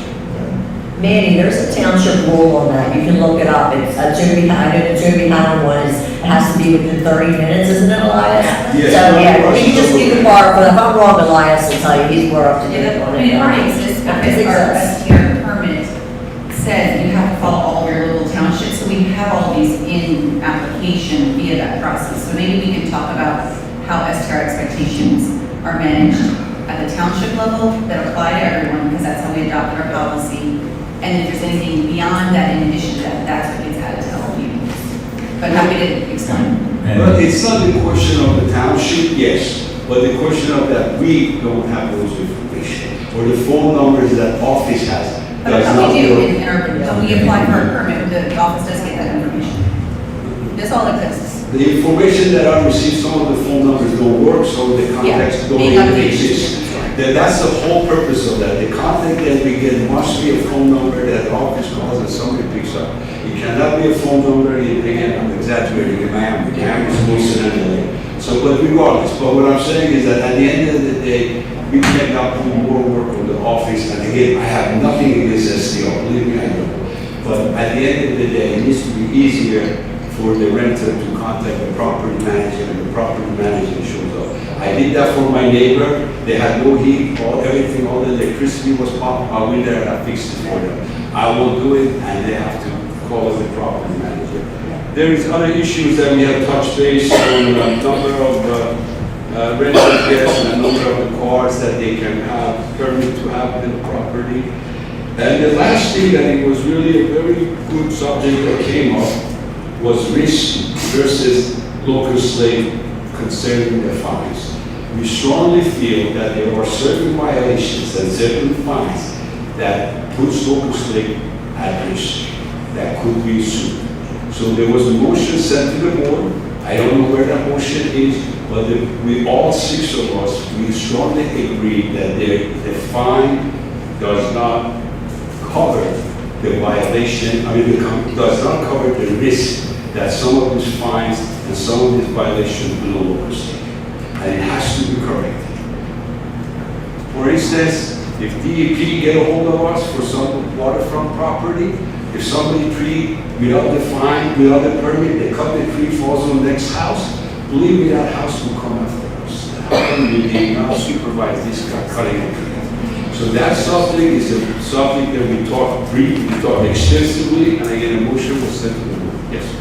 I would like to say that, oh, sorry. It was sent to the board, we have a straw vote approval, but then in the attorney review process, which we just got the results of, the attorney expressed some reservations. And I would like the board's permission to take the attorney's document to the committee, and we'll sort out a reaction to it. Yes. Okay? It was a language, and he said it was unenforceable. He couldn't defend the We $10,000. thought it was too high. So this is, so we got legal results, and that's been submitted to the board, that he couldn't defend it. But we can reword it and throw it back. That's something that can take the $10,000 out. It Take just, it to the committee. I think it's go back to just so you know, the motion did go forward. We got more information. Here's your feedback. I really have, we have no problem with ladies, as future member, if you want to say ordained after. But at the end of the day, we have no problem. So it really, we talked about it probably for 1 hour, that the risk that some of this violation puts on local slave builders to be fined and to be taken to court and sued by different government agency is endless. And it needs to be, they need to be deterred. And I look at a $50 permit right on the local slave builders at $100,000, $50,000 loss. So, it was, yeah, there was a discussion in your meeting, this is what I'm hearing, I heard, that there was actually a dock being built that didn't have all the paperwork in place, something like that. We're looking into it, and Rob, do you have any, so what we had in that was that we did look into it, and our permits, whatever, we didn't look at it, right? For the dock. Yeah. Yes, the dock was approved in 2022. I don't have any information on the DEP yet. Good. That's all, just so that you know, we didn't waste any time, so it's a new board, we might be a bunch of freshmen, but we're jumping on these things once we hear about it. Can I ask a question? Yeah. How do we prove something that the EPA didn't prove that, especially with the water? How do we approve that? That the EPA, I don't know. I think, They should have provided it. the most important thing there is the EPA, you know what I'm saying? Yeah. That should be done first before we approve anything, to be honest with you, I'm just saying.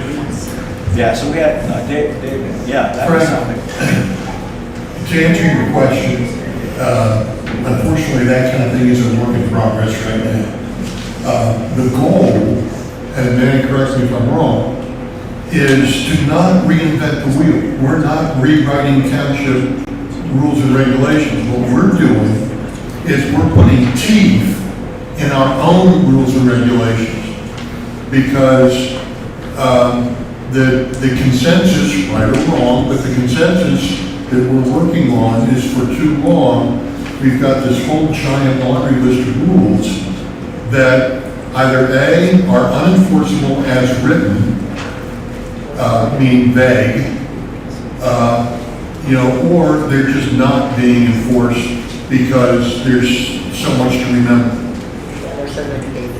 So that's where we're at.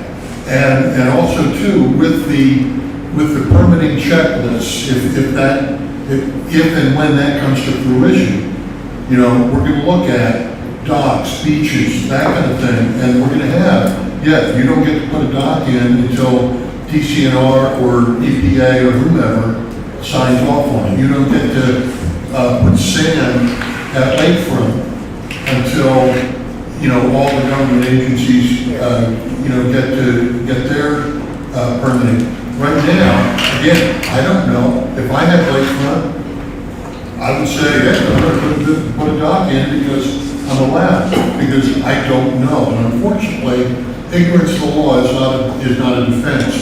So what we're doing at Rules and Regs is we're trying to bring that education to everyone and be collaborative in this process, and instead of being punitive, because then you're always playing catch up. So this is a question for you. So right now, if the EPA is called, they come in, the homeowner and the LLP can get sued. Yeah. Yes, correct. We have a problem here. So, I mean, if they don't follow the rules, whether they're smart enough to follow them or not, it doesn't make you excuse, you know what I'm saying? And like I said, that's why We're not the enforcement of EPA. Then don't have the rule. I don't exactly agree. Our permit process does not have, it has zoning on it. I mean, we just did this, we learned a lot. We have zoning from the township, and the township doesn't require it either. Township permit had, we had zoning and Veritas, which is building and grounds or demo. So the point is, it's still the owner's responsibility. It's not our dog. The actual point where it enters is from the land the owner's property. So, I'm not following. You're saying we have no, I don't, I think it's crazy. I disagree, we disagree. We should table this, because we're, our word, we don't, we but I'm looking into it, and I'm not exactly. I know people who pay $20,000 that they had to go through the lawyer, the EPA, to get a brand new dock, because there's all flow systems going to somewhere I'm else. getting one, so you know what, I'll be your guinea pig, because I'm getting one, so. And ignorance doesn't make you, Yeah. let you do No, it. that doesn't. Because what happened here was they were asking for, they did it asking for forgiveness instead of for permission. Elias has a question. EPA involvement involves whenever you're doing any work on game lands, anything that has to do with lake and wildlife. If you're putting a road, you're trying to touch a stream, a river, or any body of water, even on a personal property, we have to get them involved. Other than that, if somebody has their own property, that something fell on them, they're doing whatever, they don't get involved. Unless there's a stream or any body of water on there that they're tampering with. They need permits, need approvals from EPA, Township, Veritas, and local borough in regards to wildlife. So other than that, I think for the most part, we are okay, but we just need to keep an eye on our lakes, our game lands, and whatever streams, even if that's through somebody's personal property, they can't touch it. Right. So I'll report back what I find out too. So we'll keep an eye on this as a group. Yeah, if you send us whatever the word is that you guys use, we look at it, and by the end of the day, Master Frank, the whole process is a daily basis, really to stop people doing whatever they want. Correct. That's basically what's coming out. Okay, and if the process of the government agency comes after us, they have to pay the fine. That's Agreed. Got it. Well, I'm sorry. It's already, you need to call the EPA yourself.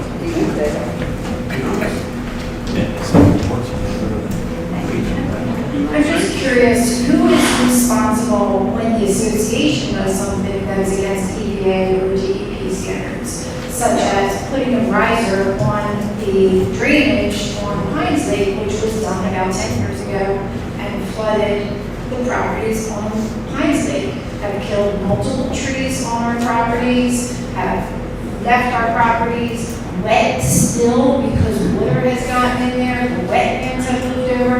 So, you know, I find it a little bit rich that you're trying to like somehow put on a $10,000 fine on anything when Locust Lake has done things like this. Board members. We got cited by the DEP for that, it was reviewed, yeah. Nobody ever came and reimbursed us for all the trees that I had to take down, our property that is flooded, or an apology. I don't disagree with you. Okay.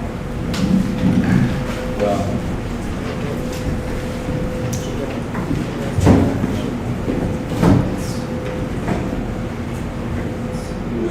There's nothing else to say, because she has a good point, and when we're cited, and we're talking about it, and that's why I was taking it down, so that's why I said, keep going with this for now. We're just working on this.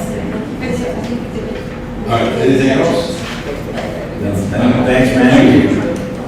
You gave us a lot of work. It is a lot of. Yeah, but I'll report back, because I'm going to just go through the process. I walked through the process for another issue, and I'm doing it for my record, so. I'm by the way, right next to that dock, so we literally. Bylaws, there was no meeting, we'll kickstart that, because we talked here from roads and the threshold is going to be a factor, but making a plan on how to correct it is going to be the task. STR committee, Jenny Minnie was not here. She's not here, but,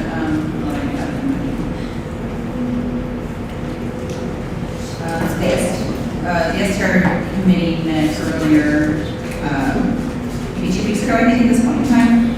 They did discuss the proposal that had been started through the finance subcommittee for budget prep, moving to either a one-time annual fee or perhaps a tiered one-time annual fee.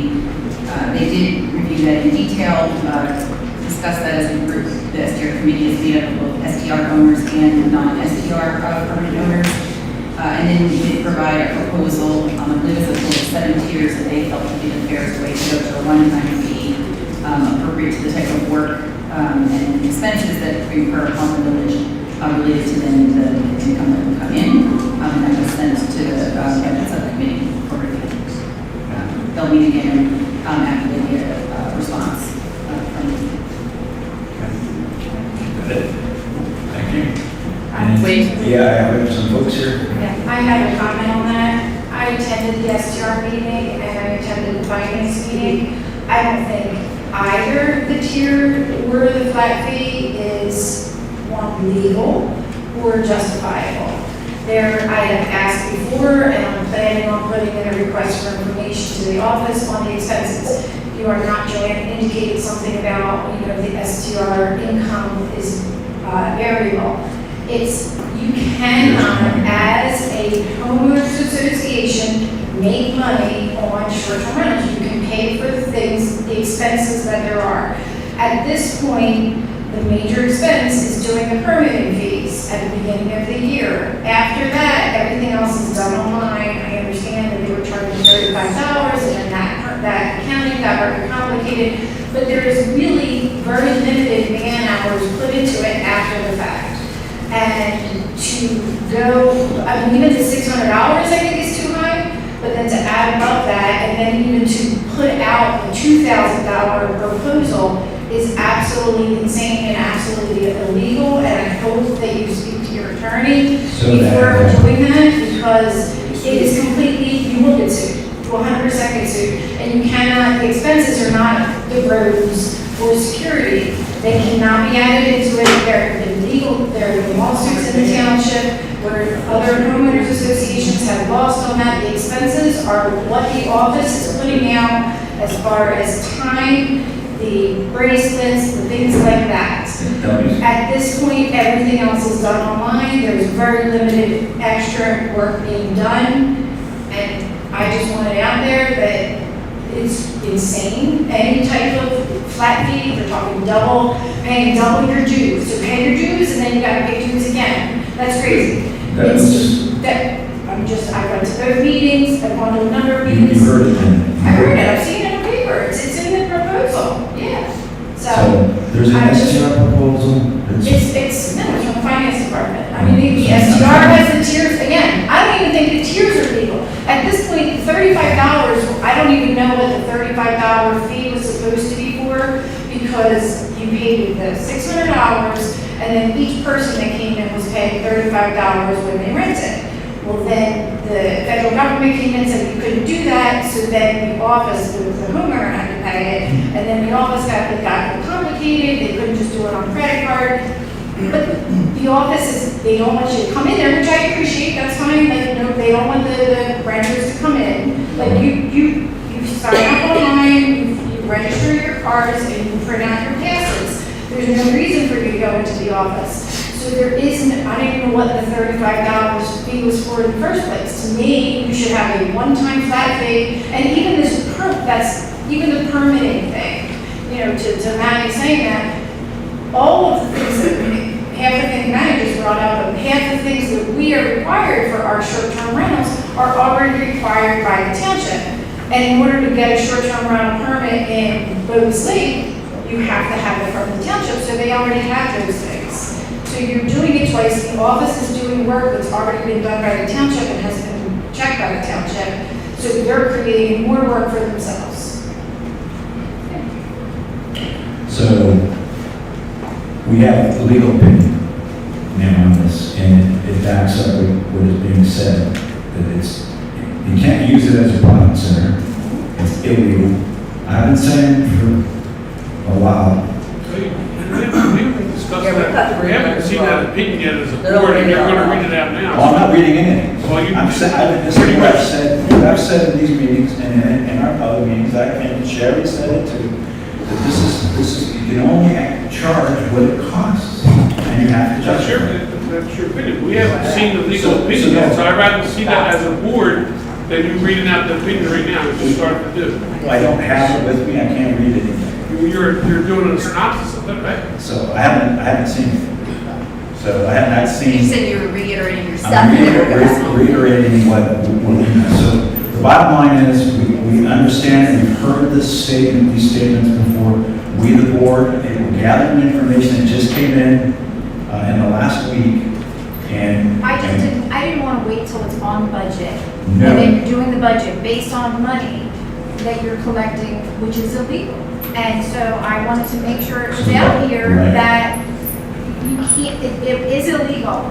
And, you know, just like when, The budget has not been approved. I understand that, but We're going to. just like when Locust Lake implemented the 2-week law, which was completely illegal, it was, I think it was in 2020 or 2021, where at a May meeting, they proposed you had to do a minimum of 2 weeks rental, you couldn't do a 4-night rental or anything. They opposed it, then the lawsuit came, and then the next meeting they dropped it, and it cost them money.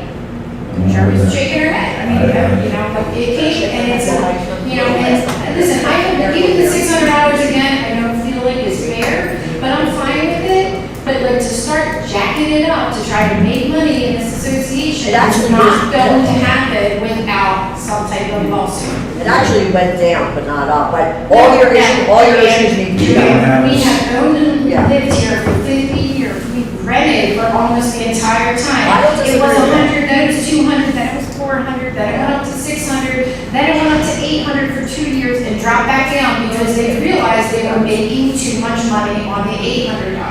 And they could not justify it. So Frank, you got something? I appreciate what you say, that it's illegal, but I want to see something. We will. I want to see something, and we also, as a board, we asked for the case history that proved that it was legal, and you haven't been able to give it to us. What's that? So wait, this is for my fellow board members. No more. So we did get that. It's considered controlled because our attorney is involved with other ones. I wanted the case law, so it will not be disseminated to the public. It is a controlled, confidential attorney-client, and we do have that available for us. I'm saying, that's all I'm Great, saying. sir. We haven't been able to do it. How do we make a decision if we don't have the facts? That's all I'm saying. And I appreciate her saying that it's legal, but I want Yeah, we to, appreciate it. I want to see the legal arguments. I'm saying. Right, I'll just say that at the meeting where our attorney, I forget his name, the last. Yeah, the last that, I mean, he has told us it is illegal to make money on short-term rentals. I'm not saying you're wrong, I just want to see the legal documents saying that, and I appreciate you bringing it forward, I'm not saying you're wrong, or I don't believe you, I just want to, for us to And make that, it. actually, I'll say that, that's when Mike had stepped down from the board because the board got sued, and he was like, I don't get sued. And they all personally could have gotten sued during that lawsuit. And But keep in mind, Kathy, the budget that I delivered, it's already, it's been developed, so. I get it. We want to make it right. I just, Joanne, my Yeah. only point is that I believe Locust Lake in the most recent 5 to 7 years has looked at short-term rentals as some money grab. And because during COVID, things got a little out of hand and there were no township regulations, then everybody got upset. There are township regulations, people, it is regulated at this point in time. It is no longer a money grab that you can just keep coming to pot. So actually, we'll find a copy of that. But you can have to turn it back to you. Yes, so everybody understands, I was asked to get the attorney's opinion by the chair, and Sherry gave, I did contact our attorney, I have the opinions right here to the left of me. I was instructed by our attorney, these are confidential documents, I'd like to see if we can table the discussion until after the board is able to review this. I am instructed to let the board read them and then collect the documents once read, so they can go back to the attorney. So to the point, everybody has really good information. I believe the board will be enlightened by his opinion, so as soon as we can meet and I can disseminate this to y'all, until that, if we could just take that into the discussion. All right, let's go. Wait, there's one more. Hi, we're, Your name and your address, please. DePaul, Kathy DePaulo, over here at 121 Hillside. So we do short-term rental. We've had our house for about 3 years, but have friends in the neighborhood over 20 plus. We use our house more than we rent. What bothers me about what I'm hearing from our board is you're more interested in hearing the legal opinion instead of looking at the dollars and cents that are associated with what we're doing. You know, so when you, Dar's pulled a lot of numbers that have already been provided, we hope to see September today. But when you look at the income and the expenses, I think you even mentioned it's $100,000 that we're going to be fine. But we're more worried about increasing it. 600 to 2,000, 1,800 to 2,000 is one of those things that you just shake your head and go, does it even make sense? Who cares what the lawyer says? That's so much money. And what we have found is we love Locust Lake. So for our family and all of the things that we do up here, we absolutely love it. But it's exhausting the way that STRs are like we're a problem. We're not a problem. You know, we bring in money for the community. I'm thinking that somebody might call and ask for help from the office. There's got to be a serious reason they're doing that. I'd love to see the list. Like you're saying, oh, they should call their property manager. I have never had one person call the office. I send them in to buy shirts. We have it in our ad to go buy the shirts. We don't want them to buy the shirts and tell us that we'll take it out of our Airbnb. So I'm not worried about, all of the other things, but what I would like from the board is to actually think about all homeowners and then the common sense factor, because this makes no sense to me. That we're worried about, it's 3 times as much. So, I don't know where, can I talk for 1 second? I don't know, there's nothing out there for $2,000, first off. Let me stop for a second. And I support SCRs, I support fairness and equitable planning for the entire community. Some people have to use rent to support a second home. That's not, I'm definitely not against SDRs. I think there's a lot of misinformation out there because this is really, the options in the budget haven't been approved. Some of these things haven't been vetted. Listen, there's been full transparency on my part, but keep in mind, this isn't new. This is something that we've inherited. Right, and all these issues need to be addressed. So this is what needed to be tackled, and a decision needs to be made, and we're up here still spinning our wheels and budgets right around the corner. We're doing exactly what we're supposed to do. We're actually supposed to get together and get the options on the table, get the legal opinions, get together as a board. Once the budget's presented, we then pick the option and you impute it into your calculations. I don't like anyone saying that we're not doing our job. Anybody. But we're only targeting SDRs, you're not? That's not true either. Well, you said we don't want to You don't increase. even know. No, This is what you don't even know. Joanne said, what- we don't want to increase the property, the HOA fee. That's what you said. No, I said, we're not increasing, there's nothing. No, you're not. Go Can I ahead. just go back and clarify, guys, because I think we're very confused. So let me go back. As the person brought to the SDR committee, so the budget subcommittee is working on budget. They have to put in some ideas and some lines to start somewhere and do their intent. There is an intent at the finance subcommittee to go with a zero dues increase for 2026 for annual dues, and they're trying to figure out where do you cut. There's not something something to that do go with up. But they're working on their space. A request had come in as we did an assessment. So after May of 2025, after the federal law changed with the Transparency Act of sales, the original intent that was approved by the STR committee, that was approved by the office, that was approved by last year's board, we had a great idea. We are working to streamline, minimize the expenses, which ultimately should have minimized the permit cost by getting rid of writing on every single little wristband, doing all those nuanced expenses that were contributing to a charge at the time of rental registration. We went in with the best guess plan because we weren't exactly sure how it was going to go into. That turned into a permit fee and then a $35 per rental registration fee. That worked out beautiful in the beginning because the renters paid it at the time they registered. After May, when the federal law enacted, we could no longer push that down to the renter. We had to charge that to the owner. Then subsequently, we ended up with a lot of extra work we never anticipated, we didn't know would happen, and that did cause a lot of extra work at the accounting space, kind of nullifying all of our originally intended efficiencies that we had gained. We looked at that, and I think that this was both part of a finance subcommittee, as they're looking to make more efficiencies, how can we streamline things, and the office looking to minimize work on them, came to me to bring to the STR committee. Can we look at a way of moving away from a per rental registration to just a one-time flat fee? It was initially proposed as a one-time fee because that was the understanding and the perspective of that team. That was appropriate, that was okay, and it matched the way that we should manage it. I did give feedback at the time. We cannot just put in a number and go with what we think it costs. We have to. Sure, there's more than one option out there. Let me You said finish. there's one. We said that we would work through the dollars later. What we are working on now is the methodology, not if it's 600, 200, doesn't matter what it is. Working on methodology, an intent to go back to thinking from an efficiency. How can we keep our staff from having to work a whole lot so we don't pay them in that space and we keep the costs down? So an annual fee.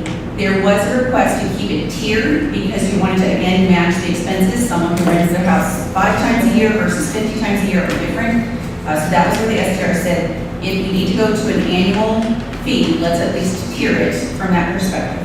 I get it. Wait, can I, before you answer, the real question is, Sherry, and last year, we planned $317,000 to come into the budget last year based on that methodology. That's, hey, wait a second, that's handed to us. We're not gonna deliver those dollars. Can you explain to us, in answer to their question, how we're gonna address what they're saying? They're saying, we're collecting fees, this is something to do with the 26 budget, and how we're tying them back to expenses. That's not a question for me, that should be, Steve, I will they're not say getting their question answered. Civil, come on, let's be I was on the board at the time to how do we get to the $35 fee plus the $600. It was honestly, it was very difficult to purely tailor and mark out in a concrete way how much expense it cost us to execute STR work. We did go on, let's use our numbers from the previous year. We went sort of a rolling average. We said per rental registration, this is what we had been charging. We left everything at a net neutral for 2025 because honestly, it was difficult to say what it did or did not cost in that space. That was agreed upon with the STR committee, that we would continue with the previous dollars per rental registration. Well, you increased 27,293, so That's not by the based on, Okay, no more. on, Sherry, no more interruptions, that's out of order. Okay, you may ask. the increase was not based on what we think it should be and expected. We had a guess somewhere between 25 and 35 per rental registration, but we weren't able to really clearly delineate that because we did not have data to differentiate. Everyone agreed on a 35 per registration. It went up in total budget amount because we were having a higher number of rentals. And then you did that per rental because the amount of people coming in. We overdid it. Here's where we are. We're going to keep thinking that through. I have, to date, we put things into place last year to better measure expenses. So I do have exact salary benefits and all of the impact on a human resources perspective that support STRs. We know what that number is. Needed to wait on legal opinion. What can we calculate otherwise and what can we not to add to that number? Because for the online registration, if it's all done online, what man hours you put into that?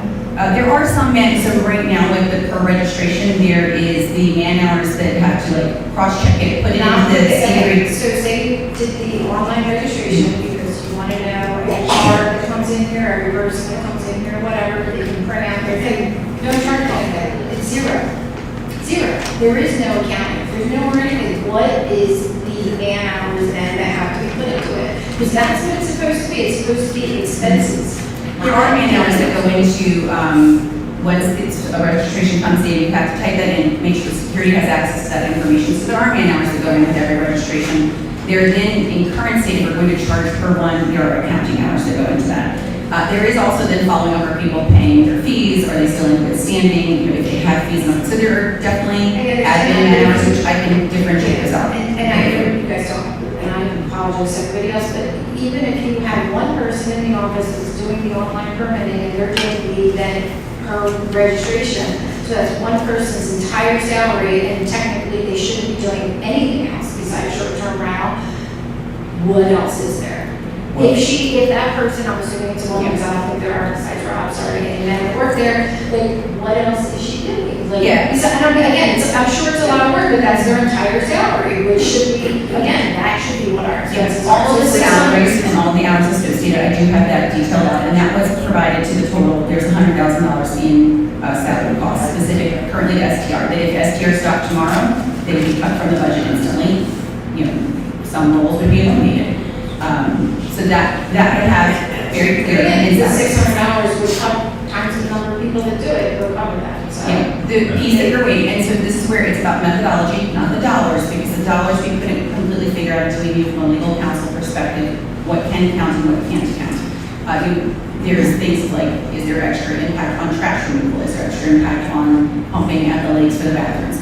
Those questions of cost associated with STRs needs to still be vetted out with legal counsel, which we have not had yet. That answer has not been disseminated to the entire board. Right, so we have one member to put it together. So we haven't even looked at the costs that she's put together to see, and we haven't had to decide. So this should be tabled now. But we are looking into it. There are multiple things, options.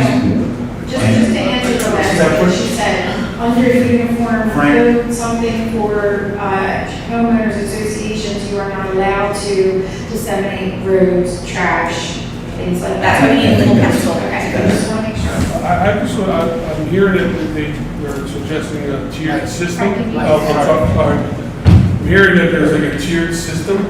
Kind of confused about that a little bit because the individual is choosing only to rent 3 or 4 times a year as opposed to somebody renting 60 times a year. And some of the people that are renting 3 or 4 times a year, they're renting for way more money than the people that are renting for there. So that's a business decision that if you want to rent 3 times or 60 times. So why should you get a break for that? Well, take for me, for instance. I'm here twice a week, right? I'm a little bit longer, so I say Mike Pizarro, he's here twice a week. Who's here full time? Dave here full time? I pay the same dues as his. So why shouldn't I get a break then?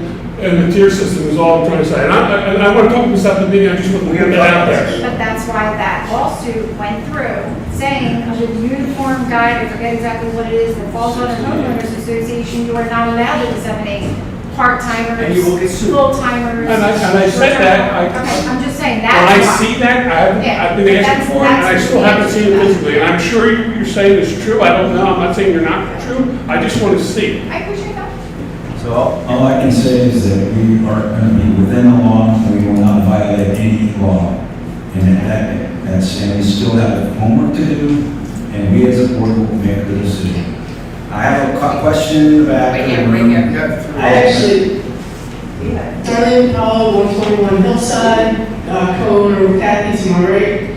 I just have a suggestion, and it would be that as a STR owner, every time somebody rents, we get a mail bill. That's a waste of money. You get Can a we what? make those electronic? Can we? Well, the annual methodology would eliminate that, which would eliminate postage and paper and all this. So it's an efficiency for the association. Yeah, thank you, that's a good point. All right, Name now, one more. Bob Christensen in the back. I don't know who that is. so- Congratulations, everyone out there, wish you the best. As far as the STRs this year, we were on the board, Sherry was on the board, Joanne was on the board. We did it thorough, okay? I'm sure everyone who was on here remembers, we went through the expenses, what it cost and everything else, and that's where we came up with that $600 flat fee. We dropped it, and then a $30 per rent, I believe it was, that's going to the ground. But it was also agreed at that time, and I'm sure you should remember it, that this is something that has to be reviewed every year to stay within the law, so that incumbent board members are aware of that. And I'm sure you're doing what you're supposed to do. I hope you are. But, you know, you could beat the hell out of this, you could beat the hell out of it every year. And the other thing that we've been told by attorneys, and I've talked to many people about it, who are into the STRs and do legal stuff, is every time a lawsuit is dropped, another one will be opened. It will happen year after year after year. They will never go away. As long as you have STRs, Some will have an issue, a group will get together, and they will start a lawsuit. So, you know, that's just the way it is. It's the cost of doing business. You know, so I don't want anyone thinking that the board didn't do their job last year, because they did, and I know you're gonna do your job this year. Thank you. Like I said, we'll go away if we stop on this. Hi, Sharon Donahue, 16 Business Tagline. I've read the lawsuits Okay. Can we come back and revisit a better presentation? Not a separate meeting. We'll have a meeting. Okay, guys, we're gonna take one more question and that's it. I've read the recent lawsuits about STR and charging fees. They're not punitive to prevent homeowners from renting out their house. But on the same respect, which I think the reason for our fees, one of the reasons, is it does cost the community money. I mean, if you have a 3-bedroom house and you have 6 people there, and it's the homeowners, whether it's a renter, it doesn't really matter. Well, what happens here in Lucas Lake is we have a 3- and 4-bedroom house with 8 and 9 cars or more. We have excessive people. We really don't have a handle on what goes on with the renters.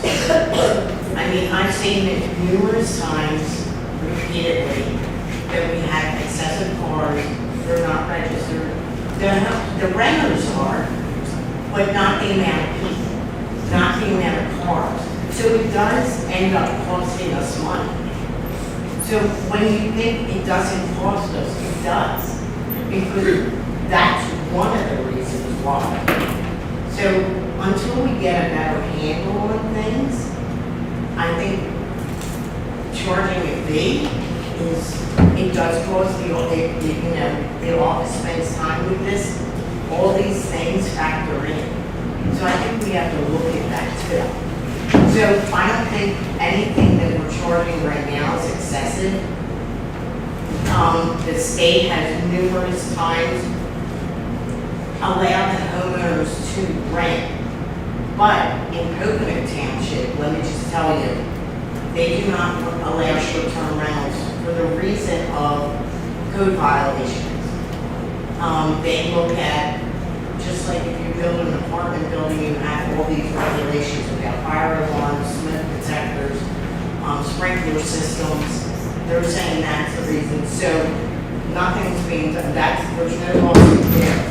So in Locust Lake, I think we're very liberal about short-term rentals, and I think our fees are reasonable as they stand now. I don't think we can afford to limit it to that. And I don't think we look at it as income. That's all. Thank you. Thank you. That's going to be it for the question. We must move on. I'm going to get with board members. Members all have comments at the end of the agenda, so I'm not. Right. Okay. I'm still attending. So she's got a prior engagement. So we're going to go on to, there is no old business. So we're,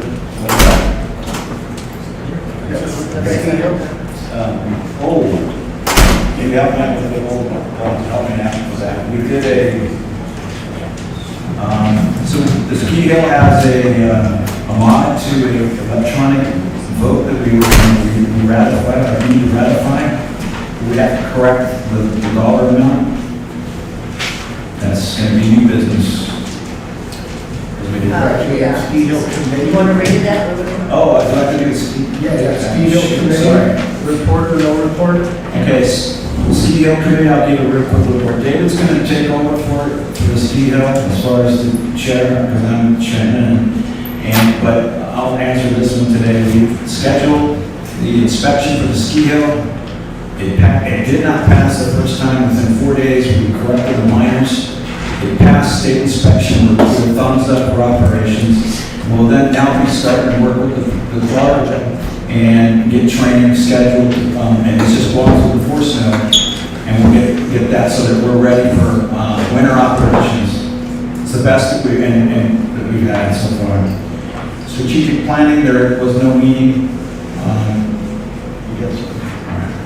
And then the fair hearing will be, the fair hearing committee will be, we're gonna go over all of that, here in the new business.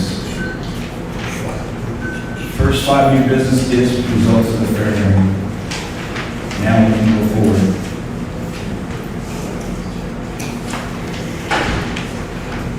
So I need a motion to accept the fair hearing recommendation for citation 6002, which is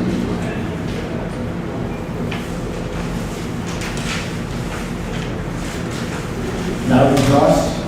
loud exhaust, and Loud exhaust an ATV Yamaha model Y2F operated, resides at, the committee met with and security, upon reviewing, the findings were upon reviewing current LLD rules, regulations, sound levels, the fine. Committee recommends that the fine issued, be revoked. revoked, okay. All right, so this is basically, they recommend revoking the citation. The reason I think was that there was no limit listed in the new book. You hear this, Manny? There's a rules and regs here, issue here that there's no decibel. It's not CC, it's decibels, it's sound. So you need to be aware of that, and you need to change it in the rules and regs. We have been looking at that, by the way. So this is one where there's a citation that we can't uphold because it's not in our rules anymore. So I need a motion to. I'll make a motion. And I need a second? Second. And any discussion? All in favor? Aye. Aye. Mike says aye. I hear Mike, Tom says I hear Tom. Tom says aye. And Sherry? Sherry says aye. Okay, we got all three. Aye. You abstain? Okay, one abstain. All others were favorable. Motion to accept fair hearing recommendation citation 5952.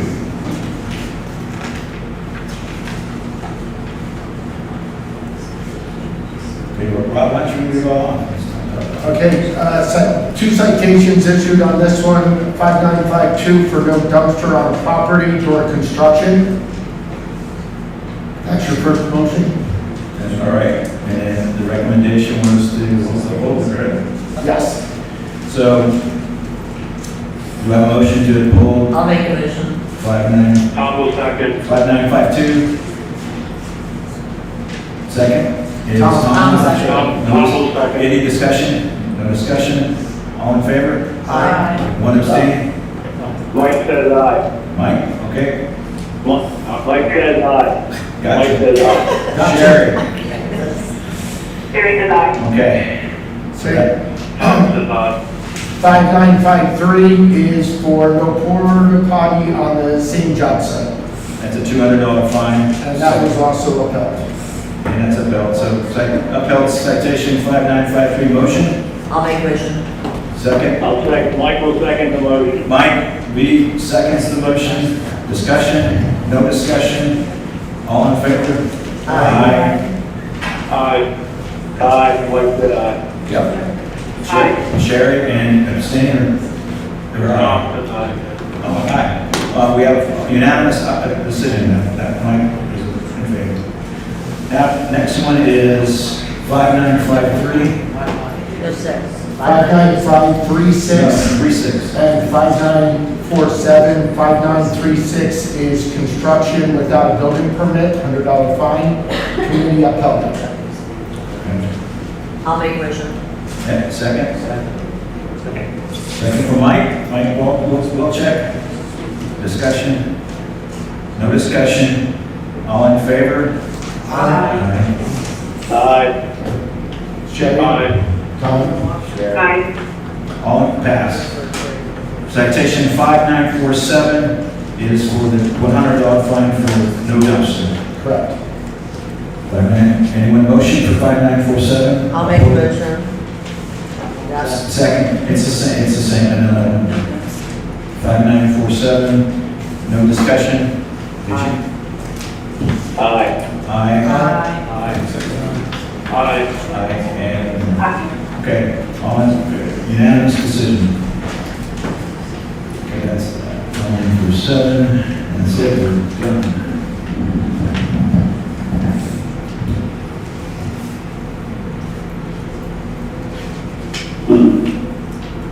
Okay, I'm looking for a motion to accept the lot joinder for 1077 Laurel Hill with 103 Laurel Hill. So moved. Need a second? Second. Joan, Andrews, seconds. Well, any discussion? No discussion? All in favor? Aye. Any nays? Aye. Okay. Aye. 3 ayes online. Okay. Pass, motion passed.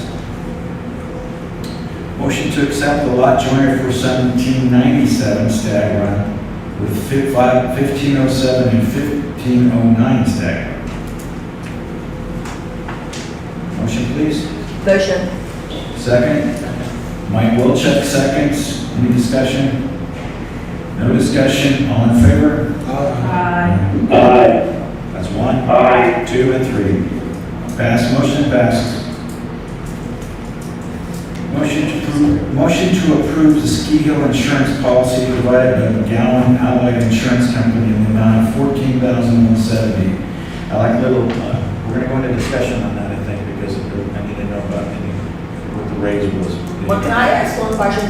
We don't do this for all the other insurances, so I'm confused. At the beginning of the year, he sent me out quotes. Yeah, it's just odd we do it just for Ski Hill because we have a big insurance quote proposal that comes at the beginning of the season, and Rob just shared it with me because it's part of the budget process. It covers our general liability, it covers our workman's comp, it covers our auto insurance, our property insurance and whatnot, and we don't send it out to vote, so I'm confused why we send Steve on it. I would agree that we do it differently. We're done. All right, thank you. I agree. Agree with that. Motion to approve the 30 by 30 sand shed as per proposal dated to 9/23 and 4/24, conversation with Clint Ames of Log Cabin Fence, subcontractor and LLB community manager Rob McCollum proposal in the amount of $61,665. The structure manufacturer will be Acme Steel. All funding shall come from the capital improvement fund. This is because of this is a motion that was a result of, if you everyone remember, that we ran out of materials this last winter and we were iced in for a week. So this is to procure and store and have on hand another cycle of materials so that we won't get stuck again like others. That's what this is about. And to add on to that, because of that emergency, because we only have one storage shed and it's not enough to do the entire village, we ended up spending $60,000 or more in emergency supplies last year. So the problem is failure to get additional storage is going to cost you 60 grand either way. Because if we end up with a bad winter, we're going to end up having to buy emergency materials. So the thought process is, why not double the amount of storage that we have for winter materials in anticipation of a storm? It doesn't go bad if you have a mild winter, you'll keep it for the next year. But if you don't pay now, you will pay later. I'll tell you exactly what's the number was we spent last year, and I have to approve something either way. If we don't get this extra storage, I gotta put 60 grand in the operating budget in case we have to spend that next year. Can I comment? Yeah, I just want to make that clear. Okay, Mike, so we're gonna move. Okay. Go ahead. Well, looking at the actual numbers, this is from January, not accounting for what we got before January. We spent almost $40,000 on winter materials for the road, which is salt and possibly cinders. I think it was mainly for salt. The budget was $15,000. We went over by $23,872. Like Joanne stated, the current shed has salt and cinders in it. We will run out again. Yes, we We will. need one shed for salt, one shed for cinders, and that's why we put this in the agenda, and we really think it's necessary for the village. Okay. All right, so thank you, Mike. That helps corroborate and elaborate on the topic. I need a motion, though. I still haven't got a motion yet. I just want to give the background for everybody to know. The additional bids that were received. We did get additional bids. And I guess this is one of the results of. Yeah, building ground, we looked at all the bids that Rob got us, we also got some bids that we sent Rob.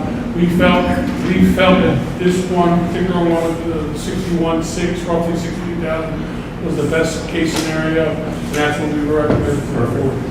Thank you, Frank, and thank you, gentlemen, on that group. So I still looking for a motion. Motion by David Harris, second by Frank DeVito. Any discussion? Yes. Okay, discussion is passed. This is the same comment as I had on the other construction project. We've heard a lot of facts, some of them are new to me.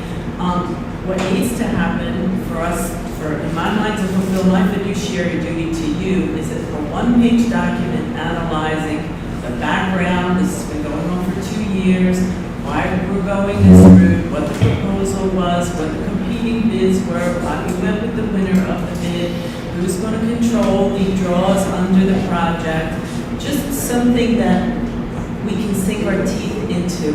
Not isolated remarks in this or that meeting or an email here or a story from last year. It doesn't do it for me, and I can't serve you the way I want to unless it's a one-page document. And I don't disagree that we need to have way more tighter controls. I'm a big proponent of that during our financial policies. When you get the budget for 26, I told her, when you see the reserve and capital, you'll have some analysis behind it. Will it be a complete analysis? No, because it will be a attempt at a decent analysis, which is better than we've ever provided before, and will be even better moving forward to 2027. But in the interest of serving the community and spending your money wisely, it's a toss-up between this or an anticipated spend on emergency materials. So I actually really do feel that my fiduciary responsibility to you is to make the right decision, and that's to increase the storage. So, for the record, there is. Excuse me, I'm not saying that the project is inappropriate. I'm just saying I don't have sufficient information in an organized way in order to make the determination and fulfill my fiduciary duty. That's my remark. Okay, duly noted. Duly noted. And Mike, you have something? Pat, I agree with you. I think Frank and Rob, you did a good job as far as having to have the stuff there, but I can't complain. I'm new. So the thing is, what Pat's asking, I would be doing the same thing in the future as far as business stuff. Number one, we're satisfying the 3-bid requirement, okay, and evaluation's done, and the reason why you pick it. It doesn't have to be a low bidder, okay, that's the most qualified. So that's all, I think that's all Pat said. You got something to say on that? Manager, yes. Mike, sorry, if I can speak on this, if you don't mind. I couldn't hear everything he was saying, unfortunately. He was just confirming with Pat as far as the bid evaluation. So just real quick, this project it's supposed to be a 2026 project. It got fast-tracked to try and get it in this year for all the reasons. Last year we got caught, the state shut down the supplies. We couldn't purchase any cinder or salt. And when we were able to, we had to pay premium price. Hence why Joe had said that the prices were elevated. The projections for winter this year, based on projections, you're a weatherman, you're 50% right, you're 50% wrong. But right now, Farmer's Almanac, the Citizens Almanac, if you've all been looking at the color of the deer with their dark coats, and if you looked at the acorns, they're huge and clustered, pretty well good signs and symptoms that we're going to have a pretty good winter. Not the fact that the deer are out eating vigorously now. So with all of that, I was tasked with, the project was taken away from me. Frank came aboard and we worked together, Mike Vasari and Joey Molina, I give him credit. We reached out to AccuSteel, the subcontract for them is Log Cabin Fence.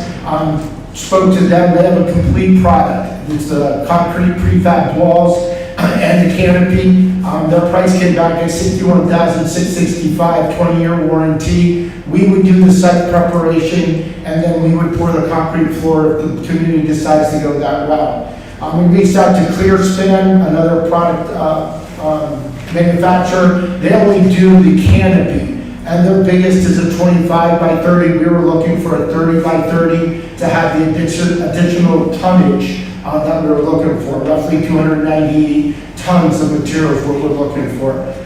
They also have a 50-year warranty, but again, they only have the canopy. Greystone Construction was another one. We reached out to them. They did offer a 30 by 30, but it's at $50,600. They have a 20-year warranty. They have the hot dip galvanized, but again, it's just the canopy, not the walls. We reached out to Tier 1 precast concrete provider out of Ohio, one of the only other ones. They would help us with a 30 by 30 foundation. After the salt inhibitor was added to the concrete and the galvanizing system to tie the floor in, it came to $23,099.85. Also, as Frank and Mike, they reached out to EbTech Industries. They were able to provide a 32 by 30, and the height was comparable for $77,377. I don't have their warranty information. They do give their breakdown. Their gauge of product is in line with the other three products. We did look at gauge of material, gauge of steel, and then the concrete that had the salt inhibitor, because we sit here right now and we're only sitting in sandstone in there, but tomorrow, new board, new manager, new maintenance, and all of a sudden they have salt in there. So we have to plan for the worst. So after looking at all of those, and again, timeline, the contractors were all able to get it in by November, December deadline. IQSteel guarantees us that he can have it in before January 1st. So again, we'll be ahead of the season. So that's the push. Again, this was not to be a project until 2026, and it got fast tracked. That makes sense. So at all bids, we can, moving forward, we can share all the bids with the community. They want to be transparent. I mean, we should try probably in the future just like post them and let people see them, because you can see your due diligence. Right. So, we're still in the discussion phase. One last thing, we will need to apply for the building permit and zoning permit. I have them filled out, ready to go. But we still have to go through the permitting process, so it will take some time. Somebody online have a comment? That's it. No, I think Rob covered it all. I just wanted to say that this is a time-sensitive issue. If we don't want to do the salt shed, if we don't get moving on the salt shed, we'll have to wait till next year, which would be unfortunate, because we are probably definitely going to run out of salt again, based on the predictions. And that's my comment. Okay, thanks, Mike. We're voting for it now. We're in discussion phase, so all in favor? Aye. Aye. Aye. Well, everyone's an aye. Aye. I'm opposed. Mike is aye. One negative, one nay. One negative, one no. So Like, it Will, passed. did you abstain or did you vote? I voted yes. Okay. So it passed. Motion passes for the salt shed. So now that's not, we're not gonna hold up the US Navy on this one, so. Motion, so I need a motion for another topic here. A motion to approve a fence at East Lake. The proposal was 10/14/2025 in the amount of $6,200. Contractor is Ketchum Fencing. All funding shall come from the reserve. Motion. Move, second. Frank DeVito seconds. David Harris made the motion. Any discussion? Just, maybe should I detail a little bit, just like, Please, yeah. so we did the fence of pine, with the rocks. The committee went with a fence on this one, because the rocks were probably 2 times as much, and I couldn't get like 60 to 70 rocks from the community, and the price of them out was like 15 grand to get the rocks, I believe.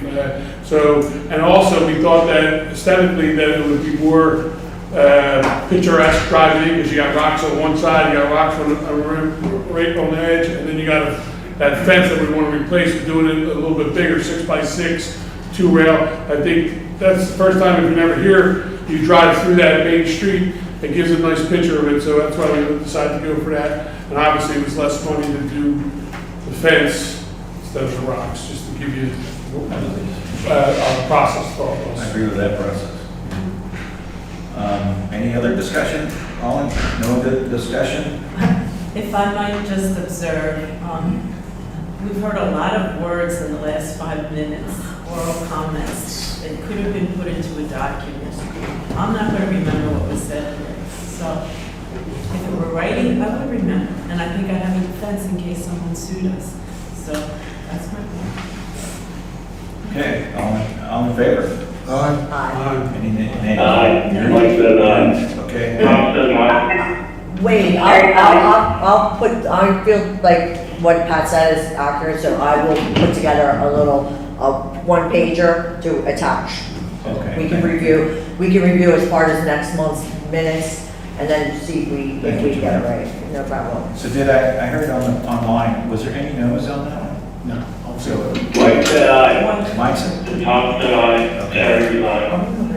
I'm hearing all these no's in my head. No, just me. All right, so the next motion is an electronic vote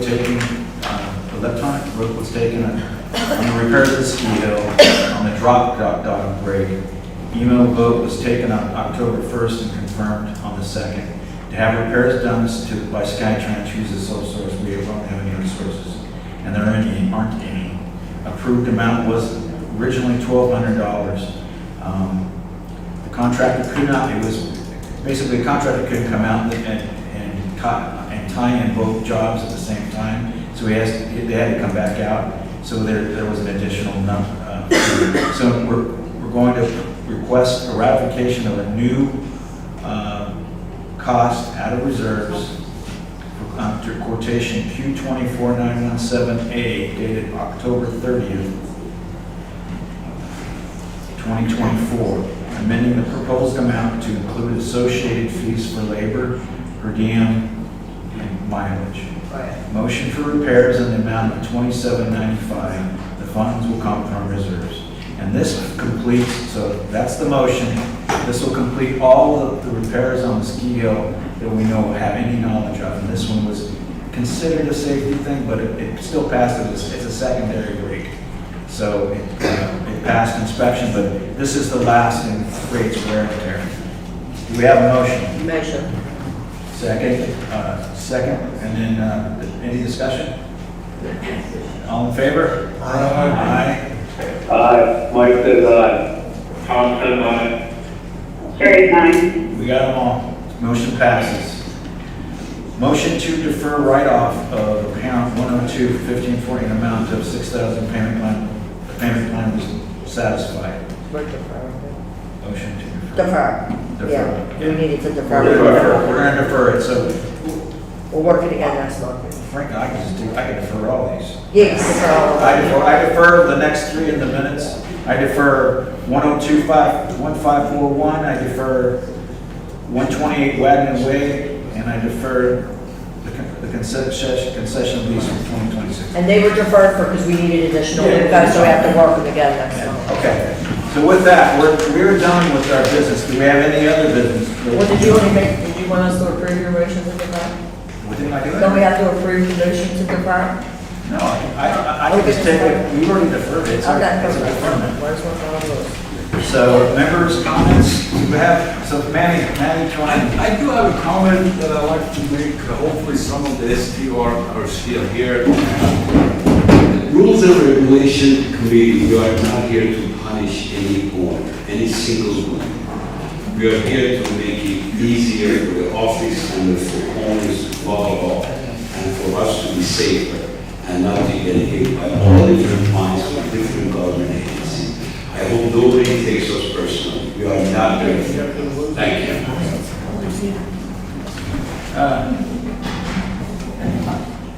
Name, please. Thank you. Pamela Price, 1395 Lake Lane, right down here, just one out from Lake Lane. And I just want to say that I saw a 100-year storm several years ago, and I saw water like a river coming down the swale that had not been built yet. I just want to say we need big swales. It was a deluge. Thank you. That's all I'm gonna say.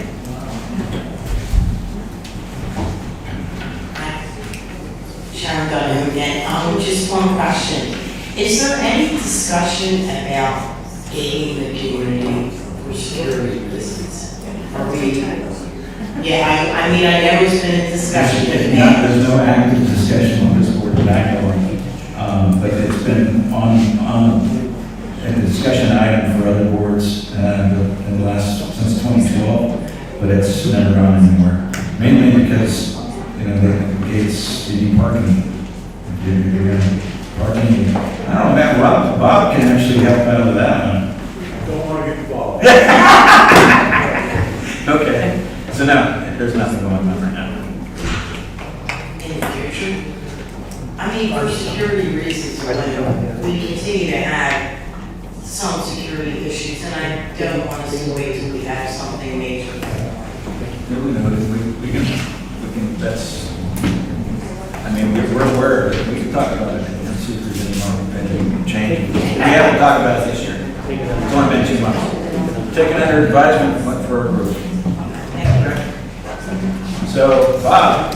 Yeah, wait, just a few comments. One was they were talking about the roads before, and doing a complete study of the whole village, the cost, everything else. And this one we just brought up, the waterfall that came down for that 100-year storm. There were actually 200-year storms that year. We did have a proposal just to do from the top by the tower all the way down, all the way down to the lake. All right, and I'm sure Rob still has that, and that was done by the engineering firm, Hanover. And that study alone, if you want to do that, get the engineer done, was close to $250,000. So if you want to do the whole village, you're gonna be probably around $5 million just to do a complete engineering study for the whole roads and everything else. The other thing was, many years ago, I think it was about 2011, 12, I was on the board, we did have someone that looked into, and I've heard rumors around the village, and I'm not saying that this is happening, of, maybe we should find out how much it is to pave the roads. Well, back then, okay, it was basically $10 million to pave 26 miles of roads a year. All right, that was without getting involved with sub-bases. All right, now if you look at what just happened over in Martha's, they went down about 16 inches. Those areas are throughout the village. When they built this place, a lot of the old timers will tell you that were here when they were building, okay, they cut the trees down, they left the stumps, and they made a road over. So that type of thing is going to happen, and it's going to cost you way above $20 million to do every road in here. All right, and then you've got to put that in a reserve. So now you have to plan every 10 years of redoing those roads. Hopefully you'll get 20 out of them, but you got to have that money available to resurface all that mileage roads. So it's not just the initial investment that you want to put into it, and you have to take out a huge loan, okay, the membership would have to prove it, but how much would drive up your dues just for the replacement reserve? The other thing was, there was talk about docks and stuff at the lakes. Yes. Okay, I would ask everyone here until they get the facts straight, okay, and really learns about those lakes. I have a lot of experience with them. I wouldn't go just picking up phones on DEP, okay? Locust Lake is classified a Class 4 dam. It's also a high-quality wetland area, okay? There are certain restrictions, okay, for docks and everything else that the village really should try to just stay clear of. Okay? You're going to put yourself more at risk. There was talk about this riser over at Pines. I moved here in 2005. I fished standing on top of that riser in 2005. It was there then, it was there for many years. Someone made a complaint in 2018, I think it was, and maybe it was a little after that, but the riser got taken down. DEP said, no, that was supposed to be there, it got taken down. Okay? Everyone said, oh no, it was put up recently. That's not true. I can show you pictures from the DEP doing an inspection on that lake in 2015, all right? And they took a picture of the overflow with that riser on it and made a cyclist for it. and never told us to remove it. I've shown this to previous boards, I've brought it to Lakes and Wildlife meetings and everything else. So, you know, there's a lot of controversy with that, and I understand people are concerned with their properties, I don't blame them. All right, but they also gotta understand those lakes are collecting sedimentation, especially with the way the island is breaking apart. Well, drop an ice cube in the water goes up. A lot of people change the contour around that lake without getting permission to do so, and that caused a lot of erosion. So yes, everyone on that lake is gonna see water creeping into their property more and more. As far as the gate, forget it. Well, I couldn't hear that part. Gate up front, forget it. Okay. Yeah, that's. You'll be open a can of worms. That's, so thank you. We got. Hi, I have something to add to Frank's list. If we can get some love to the signs up front and out back, and maybe get some new lettering. Okay. For that, maybe some hinges, the girls go, open the lid, you know, they gotta take 2 people because there's no hinges or anything on the sign. And also, they were talking about more teen space. I don't know, underneath of the chalet here, I don't know if that's something that we consider looking into to see if that can become a finished space. Because the rec space downstairs is too small to open it up to teens that come in that way because they have so much stuff. I looked at that space before, some of it's covered, it's underneath the deck, and then some's not. But you guys can evaluate that, it's a lot of wasted space there. I think sometimes we should do some storage.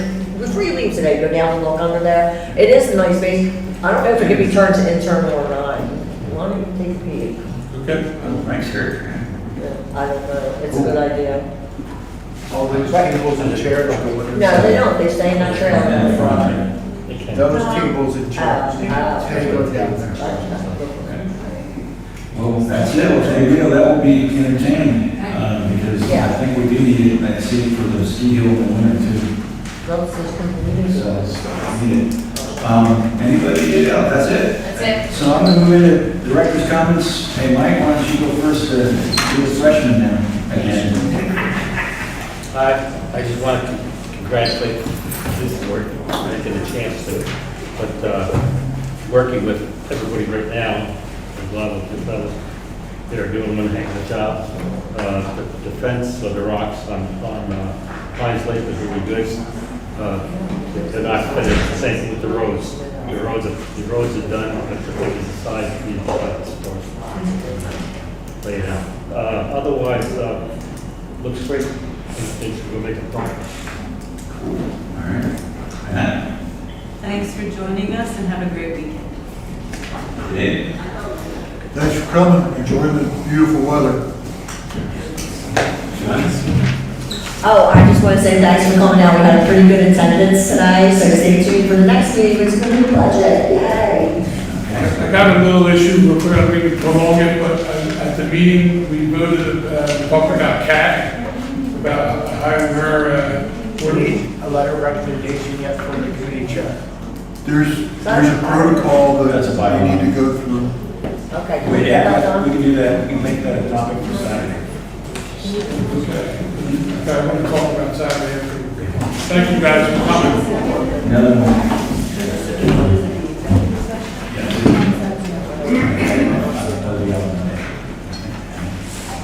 Are we adjourned? Okay. Yeah, we're. So I'm done, and I wanted to wish everybody a happy Halloween. How about you? Morning, many motion. And, our guys online. Anybody online? Are you online? Next Saturday, man, Only-